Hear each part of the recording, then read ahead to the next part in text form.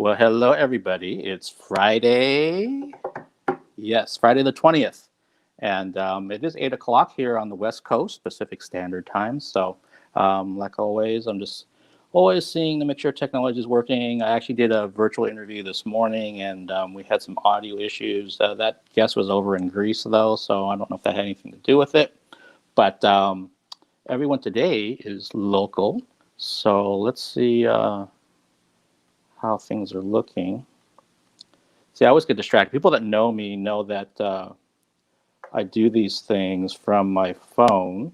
So if a text comes in, I didn't turn off my notifications. So one just came in right now. So I was like, what's that say? Uh, but hopefully everyone's having a good Friday. It's obviously the Friday before Thanksgiving, the 2020 version of it. So I'm looking forward to doing this. This is number 16 of the Fun Table sessions. And I never in my wildest dreams thought I was going to go 16 sessions. I do remember back in August looking at a calendar and kind of saying, well, when would be a good time to stop doing these or what have you. I said, oh, it's probably that Friday before Thanksgiving. And then here we are. We're here right at this time before Thanksgiving. So it's pretty interesting. Hey, Industrial Girl, how you doing down in East LA? It's barely 8. Yeah, it feels like 10.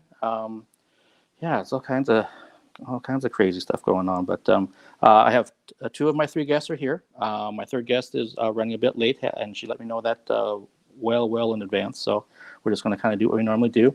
What I can say is that, like I mentioned, I had a virtual interview earlier today. Obviously, I'm here for the Fun Table Sessions round 16, and then tomorrow, if everything goes according to plan, I have a virtual interview, which is part of a new series called Tales from the Road, which will be at noon Pacific Standard Time.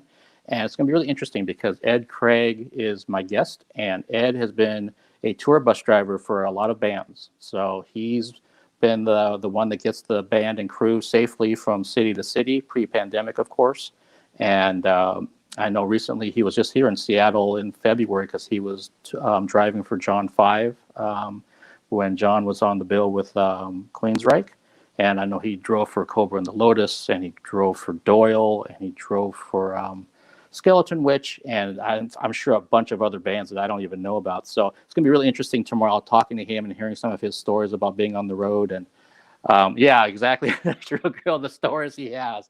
And he was actually the one, he was watching one of my other interviews, and he was saying, hey, Mark, I've been doing this for a long time, and if you have any interest in hearing some road stories, and I was like, hell yeah, I want to hear some of those road stories. I think it'll be really entertaining. So the first one with him is going to be tomorrow, and I have a feeling that because I do have to cut him off at a certain time for myself, my own schedule, that there's probably going to be a part 2 of his because I think he's just got a lot of stuff to say. And I didn't directly meet him. He was on the tour bus when I was doing an interview with Doyle and Alex Story, but he was right there. So it wasn't like, hey, I'm Mark and I'm Ed, but we were in the same vicinity of 3 feet from each other. So that's tomorrow. And then Sunday night, sorry, I got really close to the camera. Sunday night at 5 p.m. Pacific Standard Time, Philip Johnson's going to be joining me. And anyone here in the Seattle area that pretty much plays music knows Phil. He's such an amazing photographer and an even better person. He moved down to Texas for job opportunities. And as we really miss him up here, and if this pandemic wasn't going on, then we would really, really be missing him because he was somebody, I told him this too, that I would just look at his social media and I would kind of know what's going on around town. Because that guy was shooting everybody, every singer, songwriter, band, doesn't matter like if they're just started or if there's something over at the Gorge, some huge show and everything in between. But he really had his finger on the pulse of the local community here. And so, a lot of people love and miss him, myself included. So I'm really looking forward to having him join us on Sunday and catching up and seeing how he's doing down there in Texas and picking his brain about all of his photography work and all the music that he loves and supports and promotes. A super positive kind of guy. So that's on Sunday. And the person that was texting me right now is actually my interview for Wednesday at 7 p.m. We just scheduled that. So I have another musician who's going to be coming up. So I'll put that on my socials in a few days. And I'm trying to actually schedule another interview for Monday morning. That's kind of going back and forth, so I'm trying to see if that's going to happen or not. I hope it does, and we'll kind of just kind of go from there. So the interview this morning was number 92 since May 22nd. So that means this fun table session is number 93.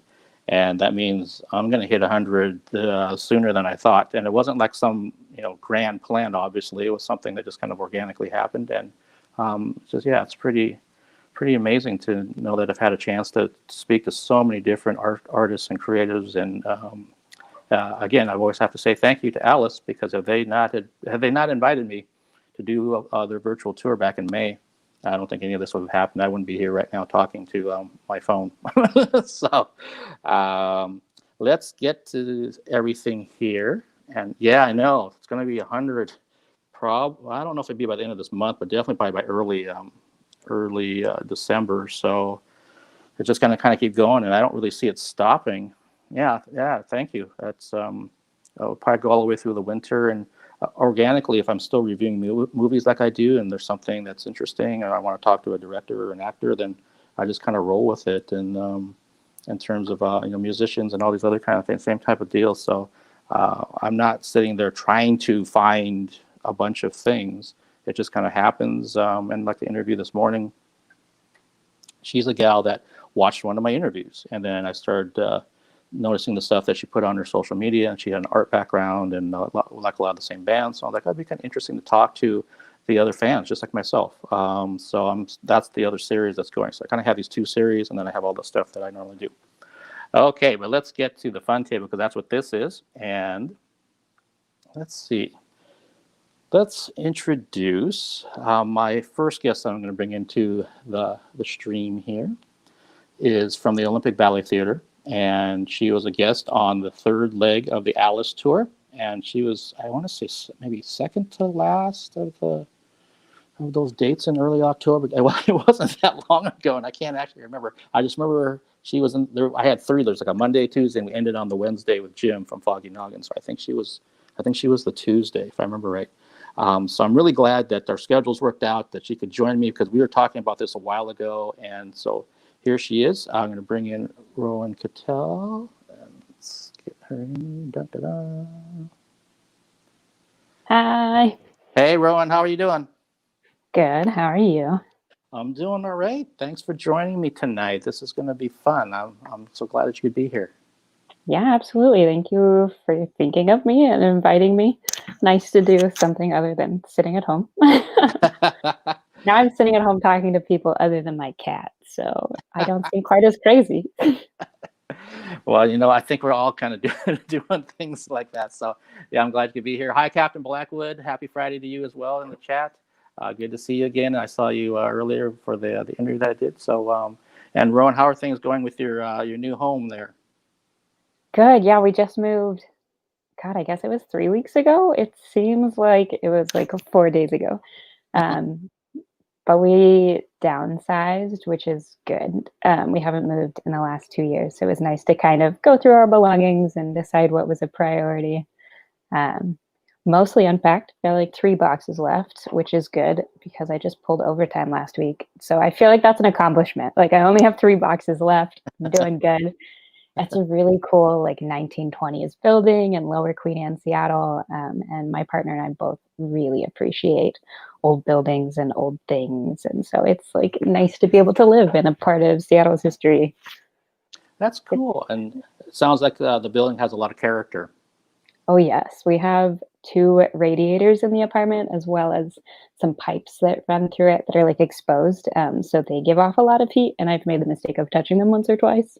But yeah, the radiators like rattle a couple times throughout the day. And it's just, I don't know, it's like fun to have character in the apartment. I always pretend that there's like little elves or gnomes like hammering away in the radiator, like doing their job, making heat. It's a very whimsical idea, but it makes me happy. Hey, well, that's all that's all you need. I love the imagination there. That's really cool. So let's bring in our other guest. She was also on the third leg of the Alice tour, and she was on the front end of it. Oh gosh, maybe my memory is so bad now. I swear. I think it was maybe the fifth The fifth show, I think it was on a Tuesday actually, because we had. I usually go by like who was on Monday, and I can kind of figure out the other people. But now I'm just kind of at a loss. But she was talking about her new record release, which has come out, and so I'm really really glad that she had a chance to join one of the fun table sessions. So we have a bunch of local people tonight, all West Coast, all here in Washington State. Let's welcome in Erika Lundahl. Dun, dun, dun. Hi, Mark. It's good to see you. Rowan, it's nice to meet you. Likewise, congratulations. Yeah, thanks for joining us. West Coast, Best Coast. I'm just seeing the things in the chat. So yeah, sometimes we get pretty interactive with depending on who's in the comment section. So on your device, depending on what you're using. I'm using my phone, so I just reply back to them in terms of verbally, but so I don't sit there and type messages back into the chat. But yeah, so Erika, since I last saw you, which was roughly a month ago, your release is out, and how are things going with that? Yeah, I think that we probably talked just a week or two, maybe a couple weeks before the release, give or take. And so it's been lovely to have it out in the world and not just in my head. Hang on one second. We're actually having that same audio thing that started at the beginning, then eventually cleared up. I don't know. Huh. Let's is it see. still going? It's slowly getting better. Is it that I'm quiet, or here? Because I could plug in my headphones and see if that'll work. We might have to move to your headphones. Okay, let's give it a go. Oh. There's like a little cog wheel at the bottom that says cam/mic, and if you click on that and go to audio, make sure that echo cancellation is on. I think that'll help. Cam, mic, advanced, and echo cancellation is on. Yeah.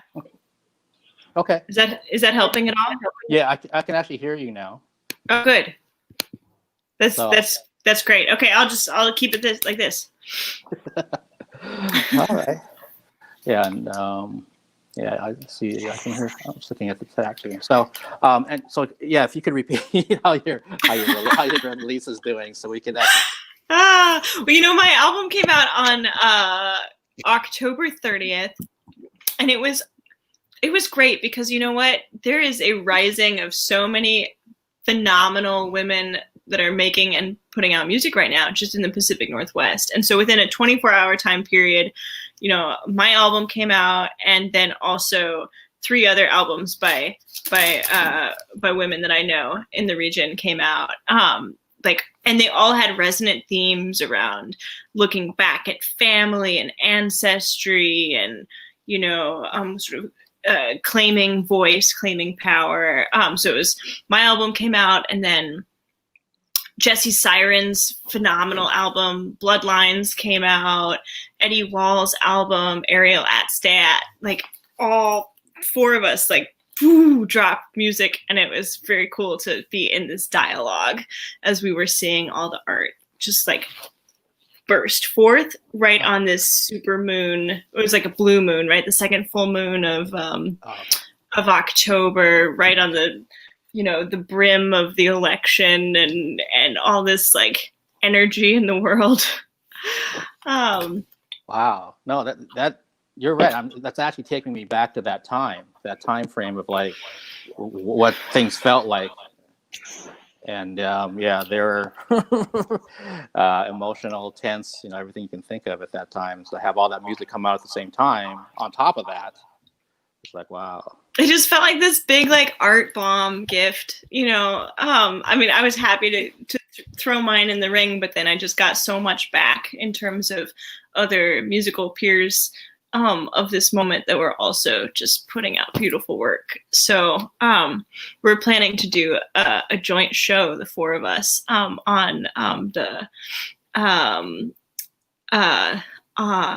what's the shortest day of the year, December 21st. Yeah. The winter solstice. Mm-hmm. We're gonna do a show, the 4 of us. So. Oh, cool. Yeah. That'll be exciting. I'll have to check that out. Yeah, I think it'll be fun.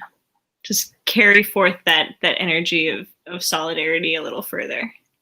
I'm sure it'll be like great inspiration too going forward. I think once you have like a nice community surrounding you, like it only helps blossom like your internal dialogue as well as your inspiration to help any work you are trying to do going forward. Like I feel like when I'm surrounded by artists, I'm at my happiest and most productive. So it's great that like you created this little community for yourself. I feel the same way, and it's so hard to access, right? Like, I mean, I don't know about you, but just like feeling community viscerally during this time of separation feels like such a you have to work for it. You know, it doesn't just happen. It's so hard. I have talked to the other members of my dance company, I think once since March. Yeah, it's been difficult, but we're powering through. How are you making art in the midst of this? I have taken some time to kind of reflect on myself outside of art, and try and figure out both like some healing as well as like where my inspiration draws from. And so I've taken a little bit of a step back, rather than putting myself on like a rigorous schedule and making sure I'm dancing every day, trying to do it when it makes me feel happiest and makes me feel like I'm doing something for my body rather than like something monotonous. And so I'm really just trying to find like that joy again and find what helps fuel me. I've really just been trying to rekindle like old friendships and stuff like that. And I mean, similar to the music that you're making, like returning to my roots and returning to my family and just trying to draw and build those relationships as much as I can at this time, since I mean, everything's kind of been put in perspective. Yes. That's all super resonates with me. Yeah, for a while I felt really guilty, like not dancing every single day, but at the same time, I think it was a much needed, like both physical break and mental health break. Like you kind of get into a rut. I was working 3 jobs on top of dancing, and so my schedule was insane. um, I went to art school for a little bit and ended up not being happy with the work I was putting forward. And I think to be an artist, you really have to be happy and proud and committed to the work that you're doing in order for it to connect with anyone you're trying to get your art to connect with. And so I ended up leaving school for it. And I think kind of was finding myself in that same rut. So it's been a much needed time of reflection. But at the same time, I miss dancing so much. Like my apartment is very small. I miss open spaces. I miss not having to worry about my neighbors downstairs. But it's nice to be able to still work regardless. Like we built a little ballet bar. We have like a little dance floor now. I maybe have kicked a cat twice, but oh no. She's pretty resilient. Yeah, no, it's I think back to the first one of these sessions that I did, which was at the end of July. And at that time, it was just trying to do something new during the second leg of the Alice tour. It's like, well, Alice is always changing things up. I need to do something different to open up their shows. And I'll still do interviews, of course. But then the idea came to trying to bring 3 people back that had been a part of the first leg. And then that turned into having them do a second one. And then I realized there was going to be like a 2-month gap where Alice was off. So it's like, so what am I going to do during that time? And, the writing was on the wall about what's going to happen in the fall in terms of live events and all that. So I'm like, I better figure this stuff out in terms of how to do this, because I'm not tech oriented. So it's not like I can, grab OBS or something and start doing things for free. I had to figure out something pretty quick because I knew I was going to miss it. And I just kind of got lucky that things kind of worked out with this for the most part. And the folks that are in the chat right now are from the Alice tour that are kind of migrated over and have been supporting me pretty much ever since. So I'm really grateful for that. And it's just expanded my circle. So it's been really, really nice, meeting other people. And in this case, we have someone in Nevada, someone in California. Tony's over in Pennsylvania. And a lot of times they're hanging out, listening to what we're doing, during these fun table sessions, and getting a chance to see some of the people that I've interviewed come back together, and in this case, meet for the first time. Yeah. And then when our third person comes on, she's like an old veteran. She's been a part of several of these. She was actually part of the very first thing that we did. So yeah, it's been good in that sense for me. It's just been trying to figure out and I think like what Rowan was saying, trying to make sure that I'm doing something that I feel is meaningful and very truthful. I don't want to do something just to do it. So like when I mentioned in my intro about I'm closing in on 100 shows, that doesn't really matter to me. I mean, it's kind of interesting to see, but it's not like that's not my goal. It's like make sure I'm putting out things that I enjoy doing. The interview I did this morning, it's like it's not like someone who is in a band or somebody that has art for sale or any of that kind of stuff. But I just found her interesting, so I wanted to bring her on, and I plan on doing that more. I've already reached out to somebody else for the second one, so we'll see if she says yes, because that gal was surprised as hell that I even asked her, because she said, "Wait a minute, you want to interview me?" I said, "I watch your stuff. Why would I be a subject?" I'm like, "Because you're into horror movies and you're into a lot of the other stuff that I like, and you're over in Greece right now, so I want to kind of see what's going on in your scene." And then once she kind of understood that, then she was happy to do it. But I think very, very nervous. Yeah. Oh, go ahead. Oh no, you're fine. I was just gonna say, I think the like awesome thing about creatives is that we can be very adaptable, but at the same time, the creative world has this weird aura of like inclusivity to it, and I think sometimes not everybody realizes that we all have like an inherent creativity. And so even if you're not involved in like what society calls art, like everybody is artistic in the way that they adapt to problems. And so it's awesome that you were able to include people that wouldn't necessarily think of themselves as artists and help them realize like they have that inside of them. I agree. Also, one of the things I love about you, Mark, having just, met you a couple times now, but is this like innate, deep, curiosity. I think that fostering each of our own curiosities about the world or about other people is just like, curiosity is like a gateway drug to compassion. That's such a like great way to put it. I love that. I might steal that. I feel like that's what all art is, really, like stealing all the things you like. Yeah, no, I appreciate that. And I think so. I had to kind of realize that, and actually through doing some of these interviews, there's people that have different points of view. And it's so easy for me to dig my heels in and say, I don't agree with what you're saying and blah, blah, blah. But it's kind of like I actually had to take a step back and kind of think, well, how am I going to move forward if I just, stay in my path, they stay in their path, and we never come together, even just on a respect level. Mm-hmm. So it hasn't been easy. There's been a few people that I've interviewed that's like, okay, I'm trying to respect your point of view, and as long as it's not a personal attack, then I can do that. But if you start going beneath the belt kind of stuff, then yeah, we're going to have an issue. But then I started thinking, well, what's the positive side of this? And I am naturally curious. You're right, Erika. There's so many people that I would love to talk to, including some of the people that are in this chat, actually. And I don't know if they realize that that you might be getting a DM from me pretty soon about, hey, what are you doing on this day? Yeah, it's supposed to be a series. So in order for it to be a series, I need to do more interviews. I don't want a series of one, like a cult of one. But yeah, and I think everyone has a story to tell. I think everyone has value, and I want to kind of show that to people. And if that helps, awaken something within them or just give them another perspective, and that's great. But for me, it's like, yeah, Captain Blackwood, that would be awesome. So yeah, you're one of those people. I'd love to know more about some of the folks that have been supporting me so much, because I don't really know much about. I know where you live. I know you won one of my giveaways. It's not creepy, I promise, but I know where you live.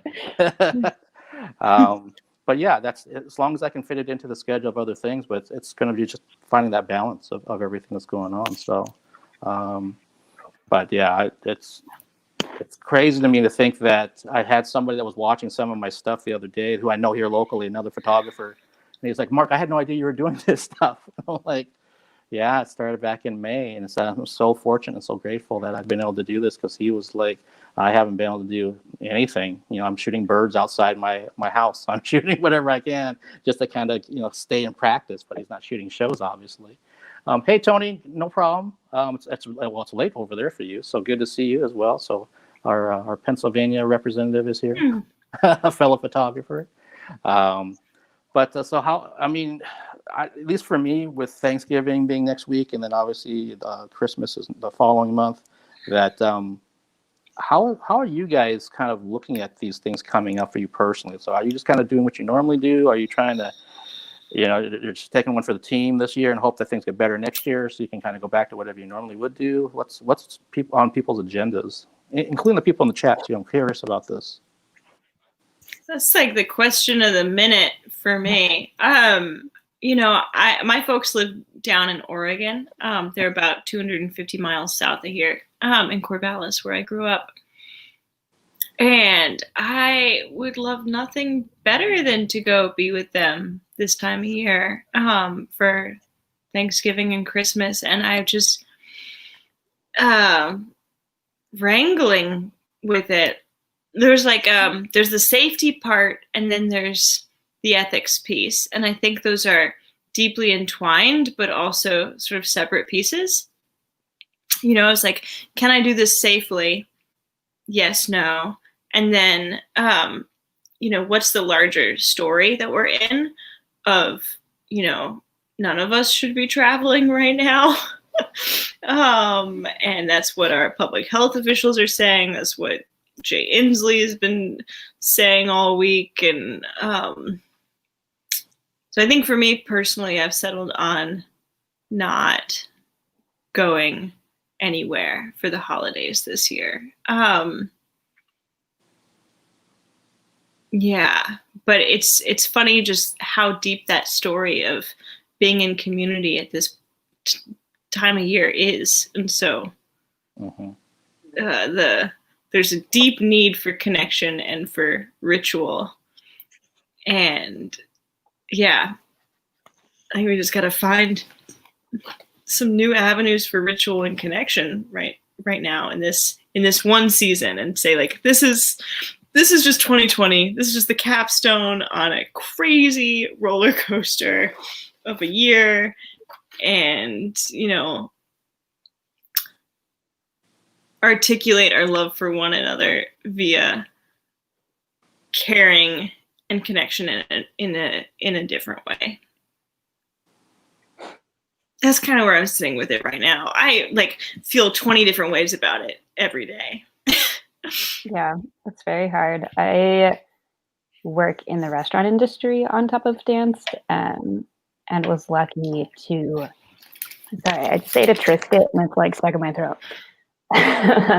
Anyway, I was lucky enough to be welcomed back to work in September, and ended up just getting laid off again yesterday. But was working for the last 2.5 months, I suppose, and ended up working on Halloween.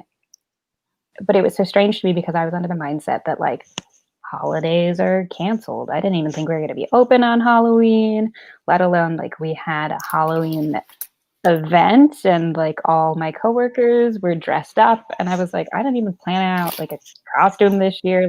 It's 2020, holidays are canceled. Why are we planning for Halloween? I think it's silly, but it was a very, very organized event. It was only friends of the staff members, and so it was very much groups of 6, spaced 6 feet apart. We had taken our cap on reservations. The party number was limited. The number of people were there were limited. But I mean, it was Halloween, so things still got a little bit crazy in my mind. I got tested the next day, and then again a week later. But yeah, so this holidays have been a weird one for me. I am kind of struggling with the same thing of the ethics questions. I've been seeing my family fairly regularly, as they only live half an hour away from me. And so at the beginning of quarantine, I don't think I started seeing my family until about the summer. But then was getting tested every single time. And then my mom had health issues for a while, so I stopped seeing my family for a bit to make sure I wasn't exposing them to anything, especially with working in the restaurant industry. I'm like, I'm around hundreds of people a day. Like, I don't want to expose my family to anything that I'm seeing from that. I was like, that's enough exposure. I've reached my cap. I don't need to do anything else. But yeah, so Thanksgiving, Christmas is a weird one. Like, I've been seeing my family, and so I feel like me seeing them on Thanksgiving wouldn't really change anything for them personally. But it's the impact on like the greater community that really worries me. Like, I don't want to travel and know that I might have spread anything to anyone else or jeopardize anyone who is not of a healthy population, who might be choosing to travel either for medical needs or stuff like that. It's terrifying. Like, I'm not so much worried about myself knowing that like I am a young person. I'm getting tested fairly regularly, especially when I was working. I'm wearing a mask 100% of the time I'm outside of my apartment, washing my hands all of the time. But I have a lot of friends with like autoimmune disorders, and I just like it weighs heavy on my heart. Yeah. Holidays are interesting. I don't know. It's a big question mark this year. What about you, Mark? What are your plans? Yeah, no, and like Tony mentioned, and I mentioned to you this off air, Rowan, that I'm sorry about your job situation. You and I kind of commiserated that. And I've been on COVID protocol myself away from my new job that I was supposed to be training for because I've had some symptoms and things, and I understand it because the job entails working with seniors, so every one of them are high risk. So I really appreciate actually the way the company's going about it. I mean, they're not messing around at all. Constantly sending out text messages, constantly sending out updates. But yeah, to get back to the holiday thing, this was the first year for Halloween that I was home in decades, because like normally I'm either at someone's house or I'm doing something or I'm just out. But this year was like, no, I'm just going to be home. So I don't even know. So do I get trick-or-treaters around this area? I don't even know. And plus it was 2020, so it's kind of weird. So I actually put a bowl outside. Not one person came. And so that was just more candy for me. But on the other side of it, it was just strange with Thanksgiving. My family started talking about this probably 2 months ago. Just kind of like, what are we going to do? You know, if this is still around or if it gets worse. Well, here we are. And so it's like, well, maybe we could still do something where we have stuff together and people, and our family is basically 5 people. So it's fairly small for the immediate family. So do we have like, you know, the people like myself that don't live in my parents' house go downstairs and just stay down there, and you just kind of get food from some kind of neutral area. But then my mom's high risk. So it's like, well, this is kind of stupid. I mean, to have your turkey meal or whatever meal you're going to have to kind of have this feeling when I'd much rather have my mom around. So that's the priority. Yeah. So then we kind of realized, okay, I think that's out the window. So are we going to try to just do our own thing, or try to get, go pick something up from a restaurant to help support the local restaurants, and then, do something virtually? I think that's what we kind of settled on. I'm actually going to be talking with my parents and my family tomorrow about this very matter. Nice. About what are we doing. And I think pretty much whatever we decide to will be the exact same thing that we do for Christmas. And I'm of the mindset that having lost some family members that are some distant family members during this pandemic to it, that you just take one for the team right now. And hopefully, 2021 is not going to start off good, but hopefully it ends great. That's the kind of way I'm looking at it. So I can, there's my mom in the chat. Hi. Yeah. If you see Rain City 1, that's my mom. So hi, Mark's mom. Yeah. Is that after the Seattle rain? You know what? I don't know if that's where that came from. It's something she uses for other things online, I know. But yeah, so it's like we were talking about this on one of the other shows about what are people doing for New Year's Eve? It was like not much. Maybe I'll have to do one of these and we'll get drunk. I don't know what we're gonna do. I think we just like one day at a time, right? One day at a time, one holiday at a time, and there's so many ways that we can experience joy and connection. Mm-hmm. And so, yeah, I do think in a way it's kind of a blessing in disguise, in the sense of it's helping us rediscover like how we connect with everyone else and have to work a lot harder for that. I myself am awful at keeping up with my friends and family. Like, I will admit, if someone texts me, I reply like 4 days later. But at the same time, like really evaluate the spending that we are doing and making sure at least myself and my community of friends have the little money that we have, we're trying to put into small businesses, which I think is like a great thing to do in general. Everybody should think about where they're spending their money, but that's just my opinion. Yes, I do think it's a blessing in disguise in the sense of both evaluating our community and evaluating the way we interact and communicate with our community. Sorry, I had a lot of caffeine earlier and my brain is not good at thinking straight thoughts. No. That was super clear. I don't feel like it. No, I think there's a kind of softening to this time. Like, as stressful as it is, I feel like I have conversations, through my job. I end up talking to a lot of people I don't know, and or partners that we're working with at this little publishing company that I work at. And I feel like every conversation starts out like, how are you doing? Like, are you okay? Is your family okay? These kind of, as opposed to like, let's get down to business. Like, I need X, Y, and Z from you. Like, I think this time is putting us into a much less extractive state of being and into a place of just recognizing consistently with each other how fragile and human we are. I think it's so needed too, considering like the social repercussions this will have going into the next 5-10 years. Like, I don't know that I am going to be comfortable standing close to strangers again for some time, and I am like very much an affectionate person. Like, I hold my friends' hands, I hug people, like with their consent, obviously, but like, I feel like that's my love language. If you are familiar with that thing, is like touch and small gifts, but small tokens, I think is what it is.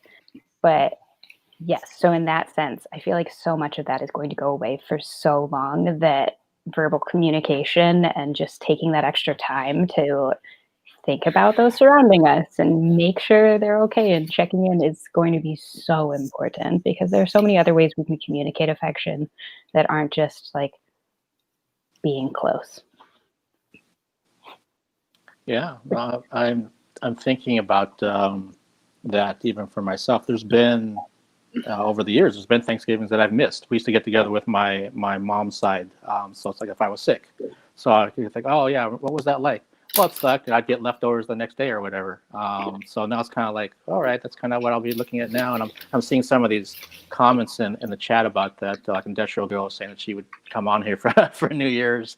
That would be interesting because we got people on different coasts and stuff, so we could have, it'll be midnight at 9 o'clock here, and we'd have to keep on going. You could celebrate so many times. Rolling New Year's Eve. Yeah, we'll try to get people from every on time the zone. hour. Yeah, every time zone, and get Alaska involved. Yeah. That would actually be pretty freaking cool. I'll have to look into that. I got enough time to kind of figure it out. And then, like in Captain Blackwood's case, he was saying, all of his family's on the East Coast, so he's not going to be, traveling back. So, everyone's doing what they think is the best thing at the moment for them. And Erika, like you were kind of talking about earlier, I kind of go back and forth with things. So, ask me tomorrow, I might tell you something different about. Because I keep going this way. It's not like this is definitively what I'm going to do. I'm just leaning that way. It seems to make the most sense. But there's going to be that. Could be that I wake up tomorrow. It's like, man, I really want to have some other aspect. Maybe let's relook at this. Let's make a different plan for it. Whatever's the safest thing is really what I want to do. Not just for my family, but for anyone else out there. Because that's what Rowan was saying. I don't want to get anyone sick. I don't want to give them this. And again, most people know this. That back in March, I'm 99% sure I had it. Because I'd never been that sick in my life before.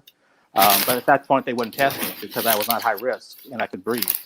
So, but, for something the last 6 weeks was ridiculous. And every time you thought you were getting better, I'd wake up, I'm tearing in the corner. Then I have 2 days I went back. And it was like, oh my God. So like you could never look forward to anything because it never seemed to be where you turned the corner and you stayed getting better. And eventually, it's like, okay, small little steps. I think I'm still getting better. I think I'm still getting better. And eventually I did.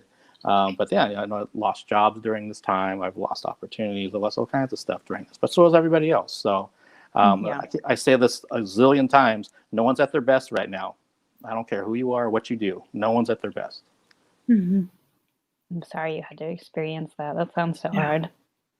Yeah, well, no, well, one, thank you, and then two, my parents were sick at the same time, so that really concerned me. They were fine, but that whole thing kind of like I think put us in right in the front of things of like moving forward. We better be really smart about what we do, how we see, and I see my immediate family pretty much once a week, so. That's kind of gone out the window. It's, well, we're always masked up. If we're going to meet each other to like exchange food or whatever kind of things, then it's the 6 foot distance thing, which is something I still don't see a lot of people doing. Which I maybe I don't want to go down this road, but anytime I look at social media, and these are people that I know, like former coworkers and maybe even some family members, like cousins or whatever, and I see them all together, like for pictures and selfies and stuff. I know like one just had a Friendsgiving. It's like, I know damn well you don't live in the same house. There's no way. And even if you got tested at the same time or what have you, there's still this risk that you run. So it's like, is this really what you need to do? Can you wait till next year? But that's why it becomes like, I don't think I'm going to look at my social media today. And then I'll be like, oh, wait, I have an interview to do, so I got to post something about it. I'm kind of caught in this catch-22 thing at times. But I do believe that people are learning to appreciate what they have. They've learned to find other ways to appreciate the people that they care about. And and I think we all know too that from an art side, people have really figured out, wow, this is what it's like when you don't have theater to go to, concerts to go to, the ballet to go to. This is what that world could look like. It's giving you this preview. So what are you going to do about it when things kind of come back? Yeah. That's very true. Yeah. October was like my favorite season for concerts. My partner and I are both really into like the rockabilly, psychobilly scene, which all kind of happens around like Halloween. So October is an ideal month for that in Seattle. I had some concert tickets actually for April too that I probably should maybe consider getting refunded, but it was also going to the Showbox. And if you guys are familiar with that one, they're struggling budget wise. And so I'd almost rather than just like have that money from the tickets as my donation, as I don't have like a ton of extra money to just give right now. I'd rather just them keep it. Asking for a refund, it seems ridiculous. It was $50, but I lost my train of thought. Yes, concerts. This is the first year I've been dancing since I was 5 years old, and so 20 years now. And I've been in Nutcracker for 18 years in a row.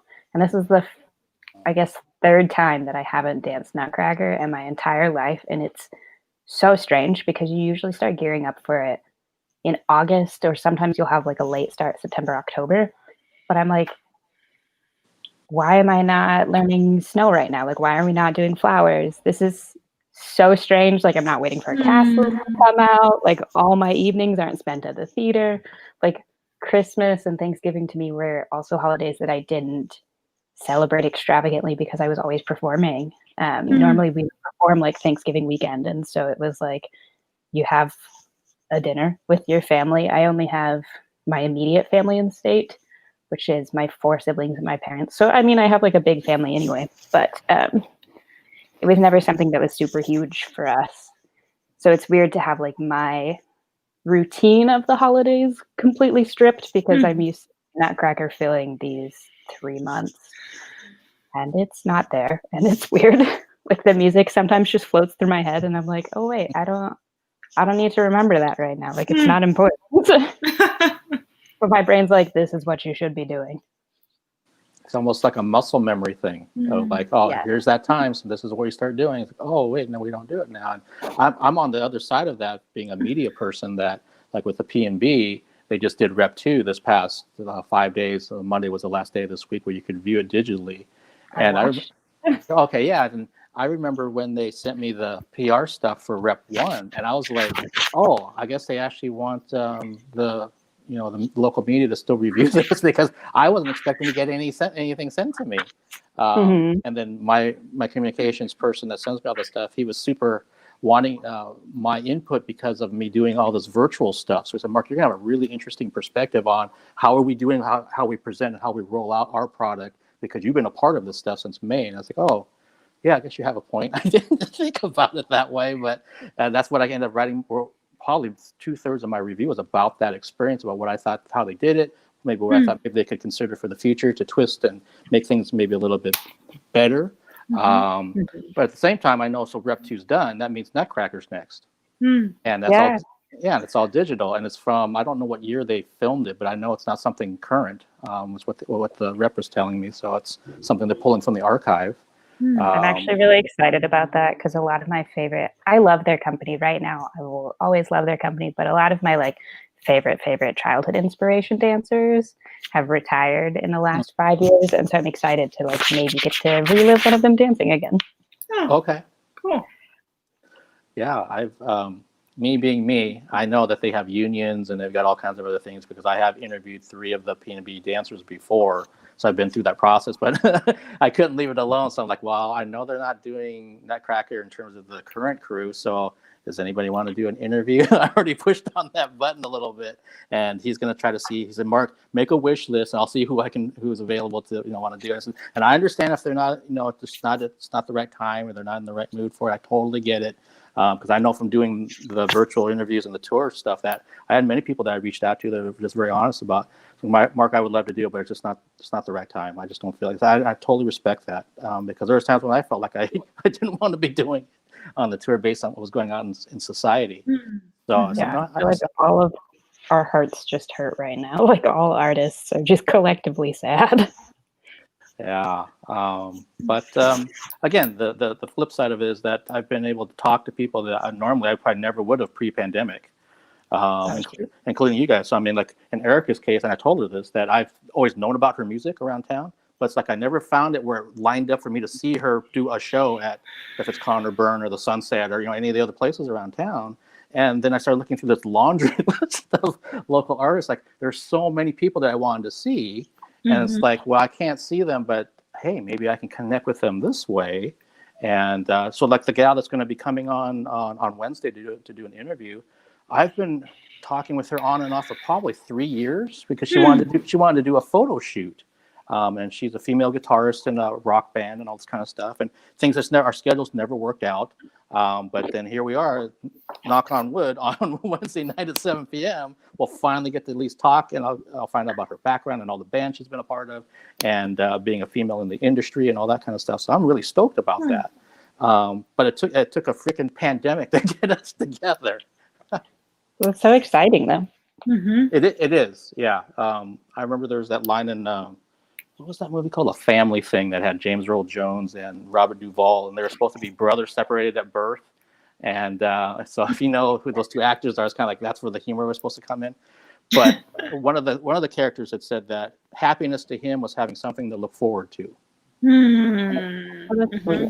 And it's very, very true. And it could be something just like seeing your friend. It could be going to your favorite restaurant. It could be a new movie's coming out. You can't wait to go on Friday. Anything to look forward to. Because imagine someone who doesn't have anything to look forward to ever. What kind of existence is that? I mean, that's so rough. So I think about that when I do have certain things to look forward to. That's going to still propel me forward. I'm still going to keep moving and just taking it as it comes. So I'm curious who wrote that script now. I'm sure that's a pretty interesting person if they have like such an interesting perspective on life. That's true. I saw that. When did that movie come out? Because I saw that in the theater with my mom. It was a while ago, but oh boy. So yeah, we talked about resituating. And it's very true that anytime I've done, especially the first leg of the Alice tour, and the people in the chat know this, that the first 5 minutes, sometimes 10 minutes, we talk about how people were doing, how are you feeling, how are you hanging in there with this stuff. And you guys know this from doing interviews with me that there's always a pre-show time, so we try to connect maybe 15 minutes early or so. And I could tell right off the bat, as soon as I was talking with somebody, like, okay, I better give them 10 minutes into the actual interview because they need to get this off their chest, out of their system. someone else, maybe it's not bothering them as much. So we can maybe spend a couple minutes and we move on to the next topics. And sometimes we spent almost the entire interview talking about the current state of the world, because that's what needed to happen. Yeah. But the daily check-in, or the whenever you connect with somebody, doesn't matter if you just saw them 2 days ago. It's like, so how are you doing today? Because it may not be the same as 2 days ago. I think that's so important, like being able to talk and see that you're being heard, and also sitting and listening to someone else's situation. I think it's a great perspective to have on both sides, to just have that time to communicate how you're feeling. And I myself am not super in touch with my emotions. And so I think sometimes just being able to talk about what's going on, I'm able to express things that I haven't quite realized yet.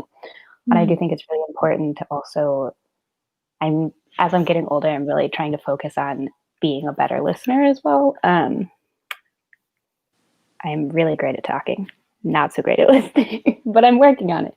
And it's so helpful to not only be able to like draw off what other people are saying, but really gain that perspective and that knowledge, and realize that, like, yes, I'm an adult, but yes, I don't know everything. And like other people's perspectives are so enlightening and so important. And I've always felt that way, but I don't think I've always quite realized why I am not as in tune with them, and that listening is something that I needed to work on. But yes. Well, it sounds though that you're, Rowan, that you're self-aware of this, though, that it's something that you feel like you're becoming a better listener, and it's something that you've always found it to be important. But some people don't even recognize that fact. That's that first step. They have to start recognizing where are these areas that I want to try to improve upon, because they don't really know. Yeah, I think quarantine has definitely helped, because then, like, if I do see someone, I'm like, I talked for half an hour. Like, I do honestly really want to know, like, what's going on in your life, how you're doing, how you're feeling. And I just made it so you weren't able to have that time. And I think it's really important that you have it. And so I'm trying to be aware. I had a similar situation pre-pandemic. This must have been maybe 10 years ago. And there's a friend who lives in Shoreline. I keep forgetting that I have local people, so I can just say cities that at least the guests will know what I'm talking about. Maybe the people in the chat won't. But so we'd get together every now and then. And she'd always ask me questions. And so we'd be eating lunch, and I'd be talking and eating and talking. And then I realized when I got home, it's like, I don't know what's going on with her, because she kept asking me stuff. So I was like, I got to stop. So the next time I saw her, I still remember distinctly saying, okay, before you ask me a question, I'm going to ask you a question. And I want to make sure that I don't end up just talking up and filling the entire space, because then it's also one-sided. And that's not how I want to be. Initially she laughed about it, but I said, no, really. I said, I went home and said, I don't know what's going on with her. I don't know how she likes her job, how her kids are doing. I don't know anything. So I got to fix this. And that was many years ago. So it was a good lesson that when I come up across other people, as I ramble on right now, that sometimes I need to stop talking and I need to listen a little bit better. But again, I think if you're aware of it, that's the first step. I don't know if it's like a product of my environment as well, because I'm used to working in dance where, like, you're not allowed to talk in class and you're not allowed to talk in rehearsal. And if you do get to talk, it's like 30 seconds. And so it's like, this is what I have to say right now. And the restaurant industry is similar. Generally, it's very busy. And so you get like a very short conversation, or like if you're serving a table, you have those weird snippet of conversations. And so I'm trying to, like, having the time to slow down has really helped, I think. Like, Erika, I feel like you're a great listener. Yeah, she's modeling the listening for us. Taking it in. I'm taking it in right now. I'm like studying, taking notes. Yes, nod. Well, it's interesting, because jobs ask certain things of us. Then there becomes this counterbalancing effect that then you realize, right now I'm living alone for the very first time in my whole life, the last few weeks, and it's sort of a circumstance of combination of things. My grandmother had a stroke a few weeks ago, some other just like life things that it was like, okay, I need to live alone in this particular moment so I can see her in the hospital. And And it's funny, I'm realizing when I talk to my friends right now, I have so much more to say than, than when, I have been living with other people all of my adult life, all of my life, And so it's interesting how our circumstances will create, we need to be seen, we need to be witnessed. I think that's an act of love, is to witness other people, to listen, Mm-hmm. And you can sense that in yourself when you're kind of like what you were saying with the dance, what spaces you're in, where it's like, I actually, until the reason I was a few minutes late was that I realized I needed to get out of my apartment and see another actual human being, and go like have a whiskey on my friend's porch and it was the first person I'd seen in like 72 hours or more, like maybe even more, like first person period. And I was like, oh my God, I'm laughing for the first time in days. Like, holy cow, like this is such powerful medicine, like.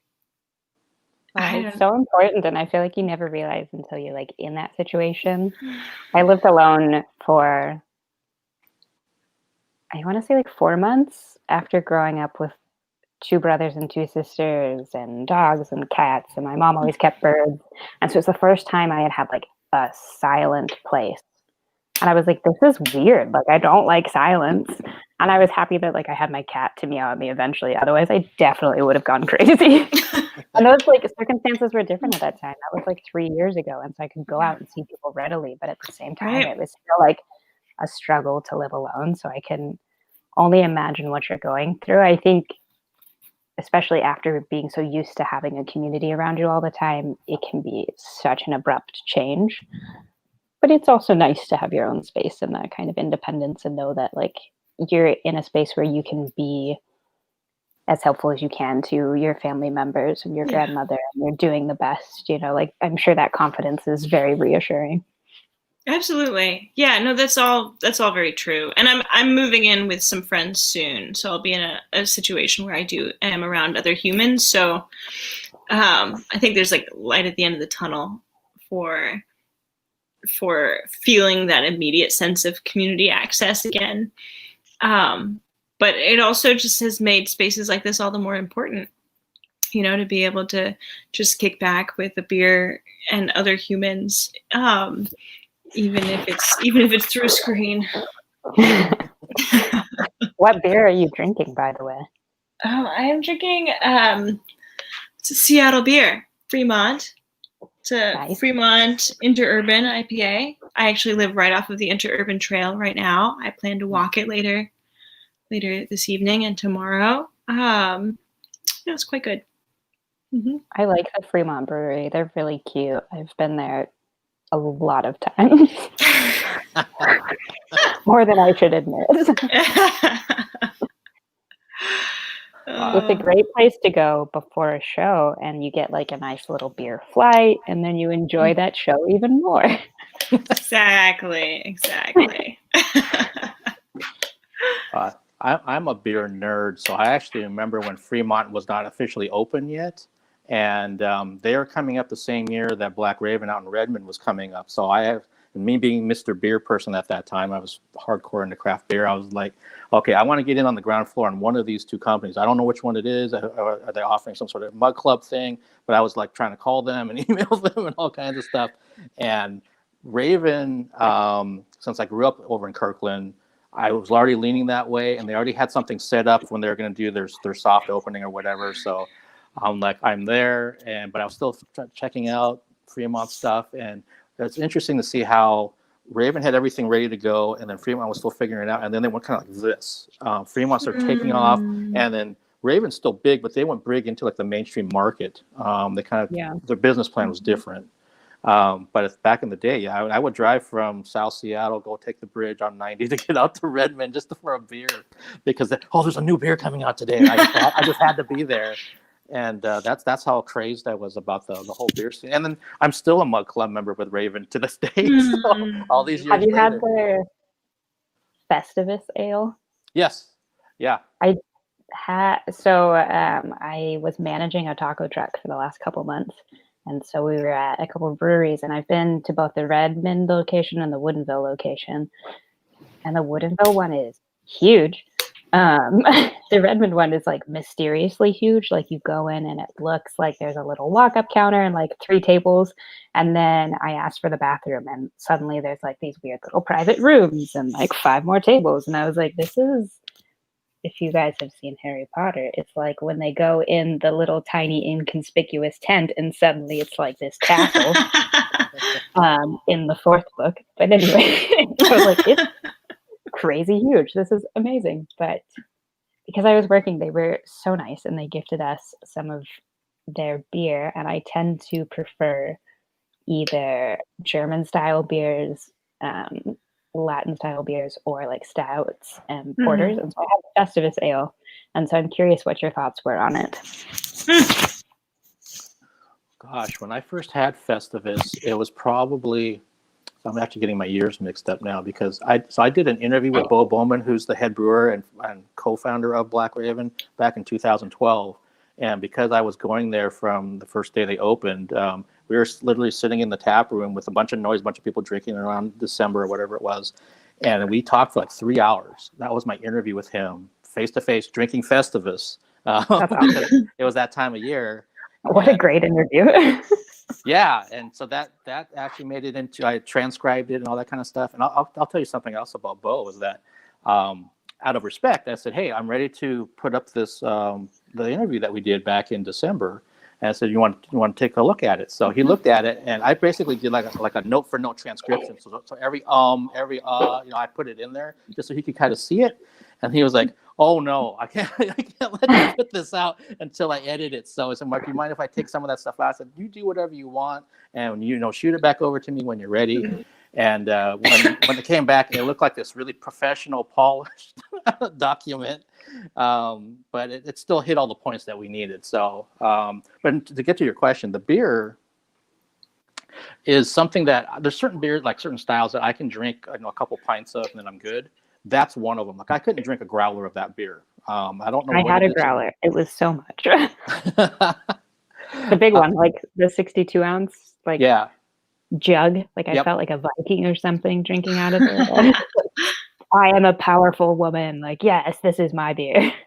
But it reminds me close. It's a little close to Anchor's Our Christmas Ale, which is my favorite Christmas beer ever. That comes out every season.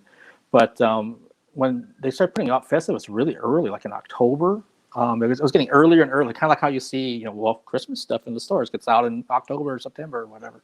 And so, Mark, have you ever had? It hurts my heart. Okay. Kolsch. I love Kolsch. Ooh, Kolsch is Mm-hmm. Let's bring in our other guest here. Let's see, she just came in. Ta-da! Hi, guys. Hi. Sorry, I'm late. How dare you? I know. Your hair is so long now. Sorry, I know. it's growing. I know. It's like quarantine. It's getting long. You went anti-quarantine bangs. Instead, it's just longer. Yes. Hi, guys. Is everybody hearing her okay? Because I'm hearing that same thing that I heard with Erika initially. No. Okay, it just it sounds fine for me. Yeah. Okay, it just cleared up. So it must be me. It's just taking like a lag or something for a while. Sorry, guys. No. We're talking about beer. So hey. I'm having a beer this time. Nice. Perfect. That's the dead guy, right? Is that the dead guy ale? Yeah. Yeah. Mm-hmm. Yeah, I think they're so good. I like how casually you say it. You're like, I think they're so good. I mean, I don't know, Rowan. I don't know if you saw, but like most of the time I come here with a marg, and I'm like, oh yeah. And this time, it's a big deal. I have canned wine right now, so I'm the only one not drinking beer. But Carlos and I are going to break into a festive beer in, I think, 10 minutes or so. Oh, when good. I finish the wine. I haven't eaten yet, so I'm taking it slow. See, normally when we do these at 7 p.m., I don't eat until after I'm done. But this one, since it started at 8, I actually ate before, which means I could probably drink more, which is not. Hey, there you go. I'm proud of you. I just ate right during, I figured anyone on the live stream is going to see me eat this veggie burger bite for bite. Yeah, you have some dairy-free pizza. It's going to heat up. I'm like, it might happen during this. We'll see. Yeah. What was that thing from Tony? Ever had a Kolsch? Oh, yeah. Okay. Yeah. Kolsch's are perfect for summer. That's a perfect summer beer. And the brewery that I used to work for, some people know that I used to work for a local craft brewery for a little while. We had a really good Kolsch. And I'm not saying that because I work for them. I would drink it now if they had it What available. brewery? It was, they're still around. They're located up on Orcas Island in the San Juans. I've always wanted to go. I've lived here for 25 years and I've never been, which is like shameful. But anyway. Yeah, if you ever get a chance, not right now, but I would definitely recommend, by summertime or something. If you go to Orcas, Island Hop and Brewery is still up there. And so I was the salesperson down here for South Snohomish County and North King County. I was the one going into all the bars and all the bottle shops and all that kind of stuff. And that only happened because I was a consumer. Most of those people knew me from just buying and drinking beer there. And then I used to go up to Orcas with my family since I was like 3 years old. So I knew both ends of things. So they're like, oh, you're perfect. You're like that mystic link we need. So I was selling beer for part-time, and then I actually left my full-time job to do that. So I'm like, I get to sell beer full-time, and then things kind of went south after that. But it was fun for a little while. And they're good people. They're not really good business people. That was their downfall. But they're still in business. They're still around. Nice.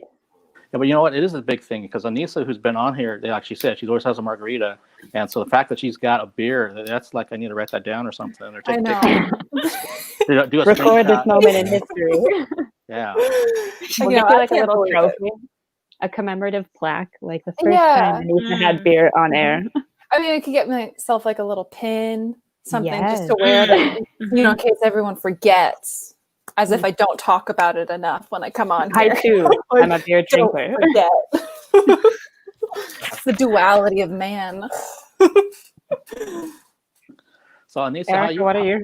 Oh, you're fine. Sorry. I was going to say, Anisa, how are you doing? Because we've been kind of talking about just how we're feeling and the current state of things. But since you just joined us, how are things in your world? My world has been filled with psychology homework, and my brain is coming out through my ears. It has been. I had an exam. I was a little bit late today because I thought I could complete this exam in time and manage my time well, and instead I had overconfidence and I made a huge mistake, and I had to study more, and I took it, and I'm not sure what happened out there. But yeah, I mean, aside from that, like, I know with COVID and everything going back into lockdown, like, it is really difficult. And I mean, at this point, I just hope everyone's okay. But from my end, I mean, I'm just staying home and teaching at home and eating and breathing and living at home. You and your sister are in a new apartment now? Yeah, and my other sister. So it's just a coven That's out so here. cool. Yeah. Where are you, Anisa? Like UW area? It's closer to like 20 minutes outside of Seattle. South, north, east, west? Honestly, ask me when I'm studying my geography better. Are you like closer to Olympic or? Farther. So probably south or east. Mm-hmm. Yeah. Oh. But what about you guys? I mean, what's the update? Not much.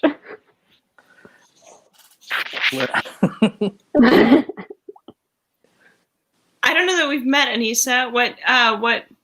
How did you come into Mark's sphere? His world. Yeah. I actually just got a contract working with Olympic Ballet Theater, which is where I met Rowan. And through Olympic Ballet Theater, Mark had come and seen the Nutcracker. And then afterwards, he wrote a review. And then he also, it was really cool. I got really excited because I was like, oh, he mentioned my name. But he reached out probably, I don't know, like in the middle of quarantine or the beginning of quarantine, maybe. Yeah, it was early on. Yeah. And he asked to do an interview, and I was like, yeah, of course. Why not? And then our kind of like our relationship has just continued. Cool. What about you? I'm a musician. So I guess just through the music world, through the sort of indie folk scene. Okay. Yeah. It's kind of fun that I get to hang out with dancers, folks of a different medium that you use to self-express. That's awesome. Oh, wow. That's really cool. What are you with, like a band or? Right now I'm just playing under my own name, Erika Lundahl, and have a indie folk project, and then also I do various composing for shorter multimedia projects and some video stuff, and that's kind of been an interesting transition during COVID, is to try to do more like audio editing and expand the different ways that I can sit into that artistic form. My brain just loves deep listening. And so it's been fun to try to find more avenues by which to do that aren't live shows or, the kind of ways that I was touring beforehand and things like that. That's really cool. I mean, I really appreciate that you've been expanding during this time, because like that's incredible to go ahead and find different outlets to like figure out all of that and utilize that. Like that's amazing. Yeah, I feel like I don't know if either of you experienced this, just because of the nature of being cooped up and in different circumstances, but the music has ended up changing too. Like my songwriting has gotten a lot quieter because you're not playing with other people or playing in practice spaces where you can just like blow the roof off. And so my my methods of self-expressing have also like maybe intensified, but also just come down into this other place of just different volumes. I don't know how else to describe it. Trying to pull out other kinds of dynamics or other kinds of ways of relating to sound and voice. That's super cool. Yeah, I can relate to that because I hadn't touched my guitar in a long time, Erika. And the first thing that came out of me was some really angry stuff. And then my emotions swung, and I turned off the distortion, turned off all that kind of stuff, and went completely a 180 to really much more introspective type of guitar playing and a little bit of some, I don't know if I'd call it songwriting yet, but there's some things I recorded onto my phone just so I wouldn't forget it. Yeah. I'm one of those people. I will forget it. I won't. Oh, I'll just remember that the next time I play it. No, I won't. It's. I think I feel the same thing that what's been going on this year. It's starting to come through my guitar playing, my musicianship, my songwriting, and it's actually it's come through in my writing too. There's been times when I've been kind of reflective, and I'm supposed to be writing a review of this film or something, and I don't really feel like it because I got something else on my mind. So I just leave that alone, and I go and just write stuff. And it hasn't seen the light of day yet, but I've been kind of doing that most of this pandemic.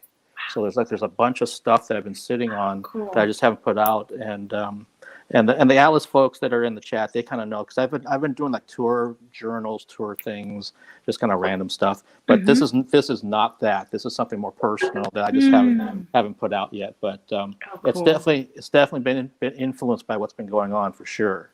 And even the small part is also just like when I turned 50 in June, I was on tour with Alice. We finished, and the next day, bang! Oh, you're half a century old. It's like, okay, let's write about that, because initially it was like, I don't know how I feel about this. It was just kind of everything kind of came at once, and obviously we're dealing with everything out in the society at the time. So it's like, okay, I have my health, and I have my family came, and we did the whole parking lot tailgate thing, kind of a pseudo surprise or whatever. But so it was nice on all that. But then it's like, okay, now what? What's next? And so it's been a lot of back and forth. Just a lot of just stuff that would not normally come out of me is coming out of me this year. I feel like everything. Oh, you're Sorry, fine. go ahead. Oh, No, I was just gonna say I feel like everything's so much more intimate now. Like the art you're making is very much a reflection of the times, but at least for me, it's very much like for yourself and like reconnecting and finding those things that have kind of been there, but a little bit hidden when there are so many more distractions.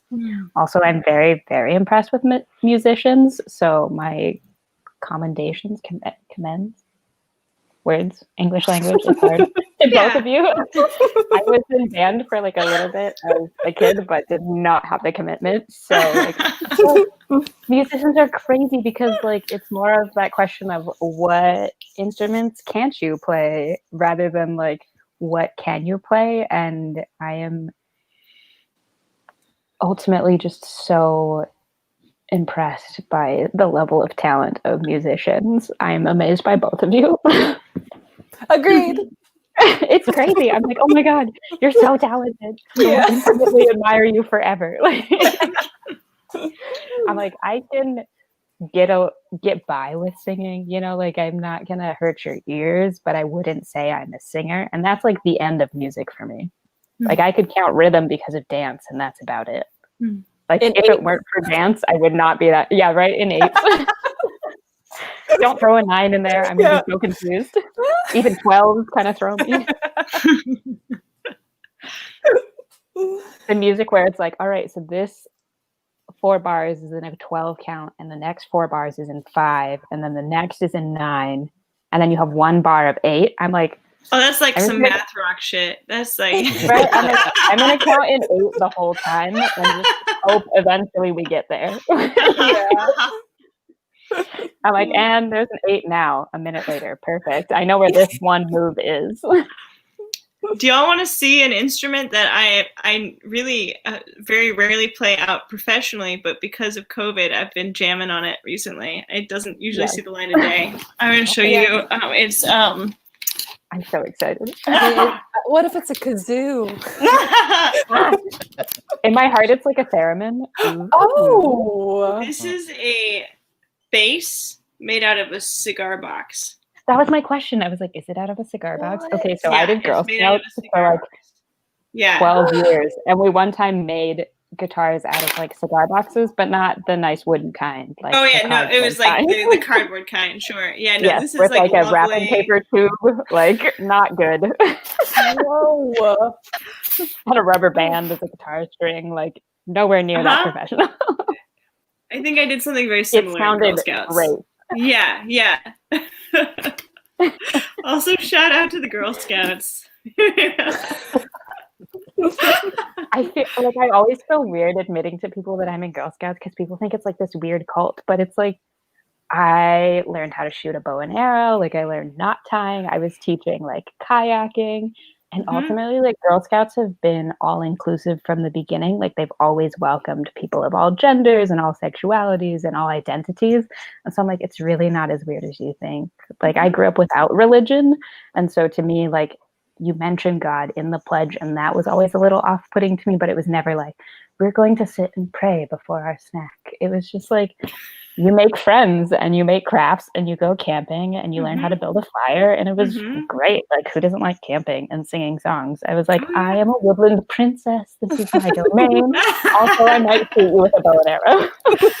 I did Girl Scouts up through high school, and you know, there's so many random things that we did that I wouldn't have done otherwise. Like we did I think I got a badge when I was in middle school. It was a candy making badge.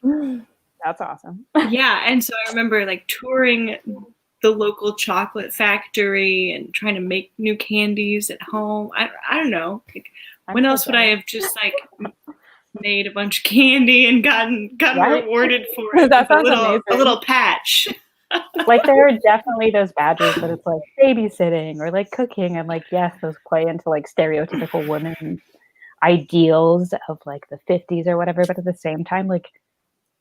like I said, like I was teaching archery and boating. Like to me, it was always something that was empowering and never something that was like, you have to be like